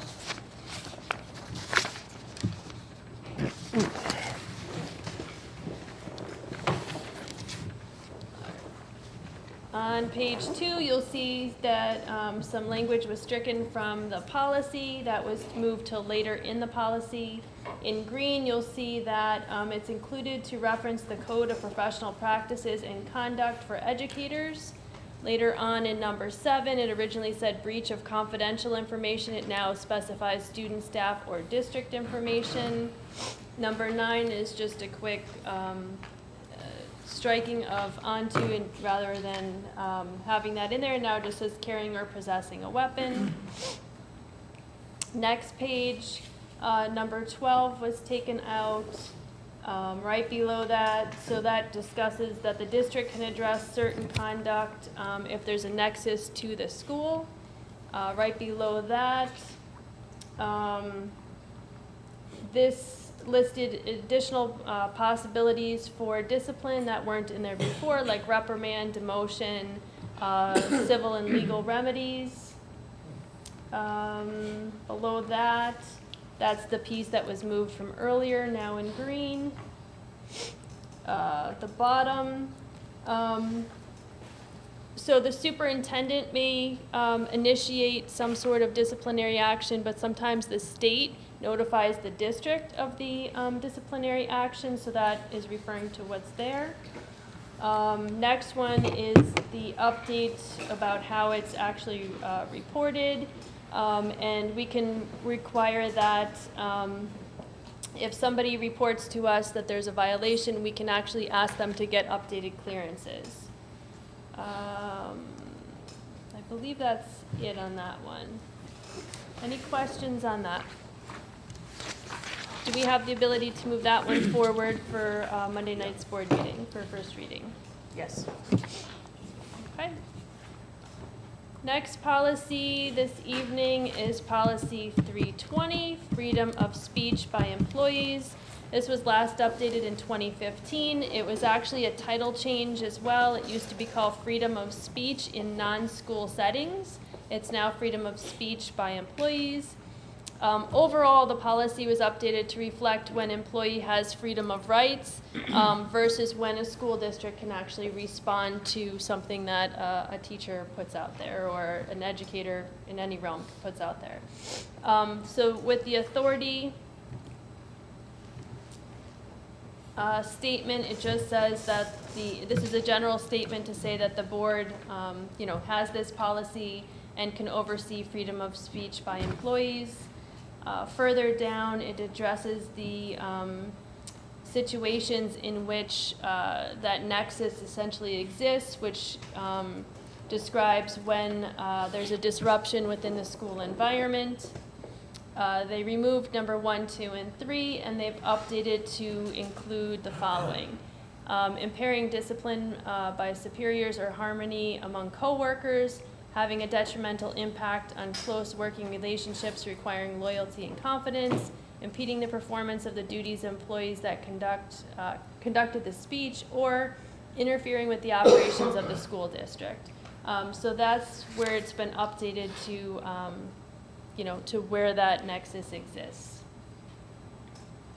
And then finally at the bottom, any decisions based on the above listing shall take into consideration all of the facts of each individual situation and shall include consultation with the school solicitor. So when we have those situations where we're talking about freedom of speech, and if there's a violation in the school district, almost always that's a discussion with our solicitor to determine if we're going to move forward in some way and how we move forward with that. Any questions on that policy? Not hearing any, can we have the ability to move that one forward for Monday night for a first reading? Yes. Okay, and then the last policy this evening is policy 718, service animals in schools. This is a new policy. So originally we had developed a policy so that we had therapy dogs or therapy animals in our schools. That came out of the request, I guess, for having those dogs and having goats in our schools as therapy animals. So this is the umbrella policy to those policies. So policy 718 is service animals in school, and that is like the superseding policy of the other one. So the purpose of this one essentially just says if there's individuals with disabilities that we can permit having service animals in schools. Below that on the first page, it defines what a service animal is. Remember that there's different categories. There's therapy, service. So this actually just describes what each of those animal types, what the categories are. On the next page, it describes the purpose of a service animal. Under authority, we talk about the board has the authority to allow for service animals. The guidelines essentially describe the process, how a request is to be made if there's somebody with a disability that is requesting a service animal. Below that on page 2 is what the district can ask for as evidence for the need for the service animal. And then below that, what the district is not allowed to ask for the person who has the disability requesting the animal. On page 3, considerations for the animal request by the district. The next part is the admission of the service animal to public events and how that functions. Next is surcharges. It should be no cost to anyone with a disability to have a service animal. The only time the district can charge is if there's some damage due to the service animal. Delegation of responsibility. Essentially the request is made. It would go to the special education director or principal, and then we would determine that based upon a disability that exists. And the superintendent or designee would help with the administrative regulations regarding that. On page 4, In the middle, the principal or special education director, again, would be the person to follow up. And then if for some reason the service animal is denied, there is an appeal process that the person can follow to, to continue that process in determining whether or not they should be allowed to have a service animal. Any questions on that? Okay. Do we have the ability to move that one forward for a first reading on Monday night? Yes. Okay. And then I'll just give you a status update on policy in general. The last PNN that PSBA put out was issued on April of 2025. That's the last policy right now that we have to update. So again, we're all caught up for the school year for all of our policies. We just have several ARs to kind of work through again. Okay. That's it. Does anybody have any other questions for policy? If not, I'll go ahead and close policy and turn it over to Ms. Williams. Also, I'd like to open up the Community Relations Committee meeting. Congratulations. Thank you, Mrs. Williams, and I'm going to hand it off to Dr. Bauer. So hopefully you all received today, although I would love to see if anybody got a phone call, because I did it through phone call. Did you get it? Yes. I did do it through phone, text, and email. I got the email. For some reason, I did not get the phone call. So, and I did it, to all of you got it too. All right. So that was our second communication to say that our graduation, we are on pace. We hope the weather is cooperative, but we do certainly have some backup plans if that should happen. So we have been meeting as a team. I'm just looking over at Mr. Hill, Mr. Mann, Mr. Williams, Dr. Link, Dr. Stoker, everybody that could be involved in this. We've been meeting probably the last 2 months, a couple times a month. To just go over everything. And you know how Mr. Geist, really down to the minute. So we have all of that outlined. We're really excited about that. That's this Friday, 7 o'clock. And then we're gonna, really try and take a look at the weather and make sure that, if we need to communicate any changes to the families, we do so in a quick fashion. I remember my first year, I think I was here a couple weeks, and we had to push it back a half hour, then another half hour, then another half hour. But we just want to make sure that we communicate that effectively. So that communication went out today. What the schedule was, we gave them 2 backups. So if it is not good weather, we're going to move it to 10 a.m. on Saturday morning. If that doesn't work, we're going to move it to the afternoon / early evening of Saturday. And if we have to push it back till Sunday, we will make that decision and communicate all those details. I didn't want to get too far out, but what I said then, if you saw the email or you heard the phone call, that once, if all those things happened and the weather was not in our favor, we will make sure we're continuing to communicate that to everybody. So we have everything ready to go. Our kids, we have a lot of stuff going on this week. We have Wednesday, we have the Parade of Graduates. They're going to come in, they're going to get their caps and gowns. Mr. Williams and I are going to meet with them. We're going to lay out the expectations about what to expect when they come at 5:30 on Friday morning. And a lot of the things that were in the letter today, noisemakers, all those things they can't do, things they should do, and how proud we are of them and all of that. We are then going to parade through the district. We finally got that schedule out today after we worked with transportation. We had a couple hiccups there, but everybody's been gracious, and I think we have all that ready to go. Thursday morning, we have our graduation practice. That will begin at 9 o'clock. We're going to go down to Bulldog Stadium. We're going to run through the whole thing. And then Mr. Williams is going to head back up with them, and I'm going to remain there with Mr. Hawes for our speech givers. We're going to make sure they're comfortable with their speeches, the sound system works well. And the kids know if they nail it on Thursday morning, we don't have to come back Friday morning. If we feel like we need to practice it again, we're taking them back down on Friday morning and we're going to do it again. We did not have to do that since I've been here. They've done a really, really nice job. So, and then that will lead us to, we're going to have a breakfast for them after practice on Thursday. We're going to come back and have breakfast together. And then Friday's the big day. So if there are thunderstorms, Yes. what time do you maybe make the call? Sure. Like if it starts thundering around 3 o'clock in the afternoon and you're seeing the storms are gonna last, like when will you make the call? Yeah. So, At the latest. Yes. At the latest, Yes. so there's not an answer for that. And what I mean by that is we track like 3 or 4 different radar systems. I have a direct line to the county as well. And honestly, it's a little bit of it is just how is it trending, right? So we'll try to put something, I mean, if you recall last year, I think we were sending messages out, 5 o'clock, 6 o'clock, hey, we have to delay it because we knew that there was gonna be a break in the weather. And it poured, if you remember, and there was some lightning strikes. And then we pushed it back a half hour, another half hour, and then we had like an hour and 5-minute window, and we got it in with a little drizzle, and then it started to rain again.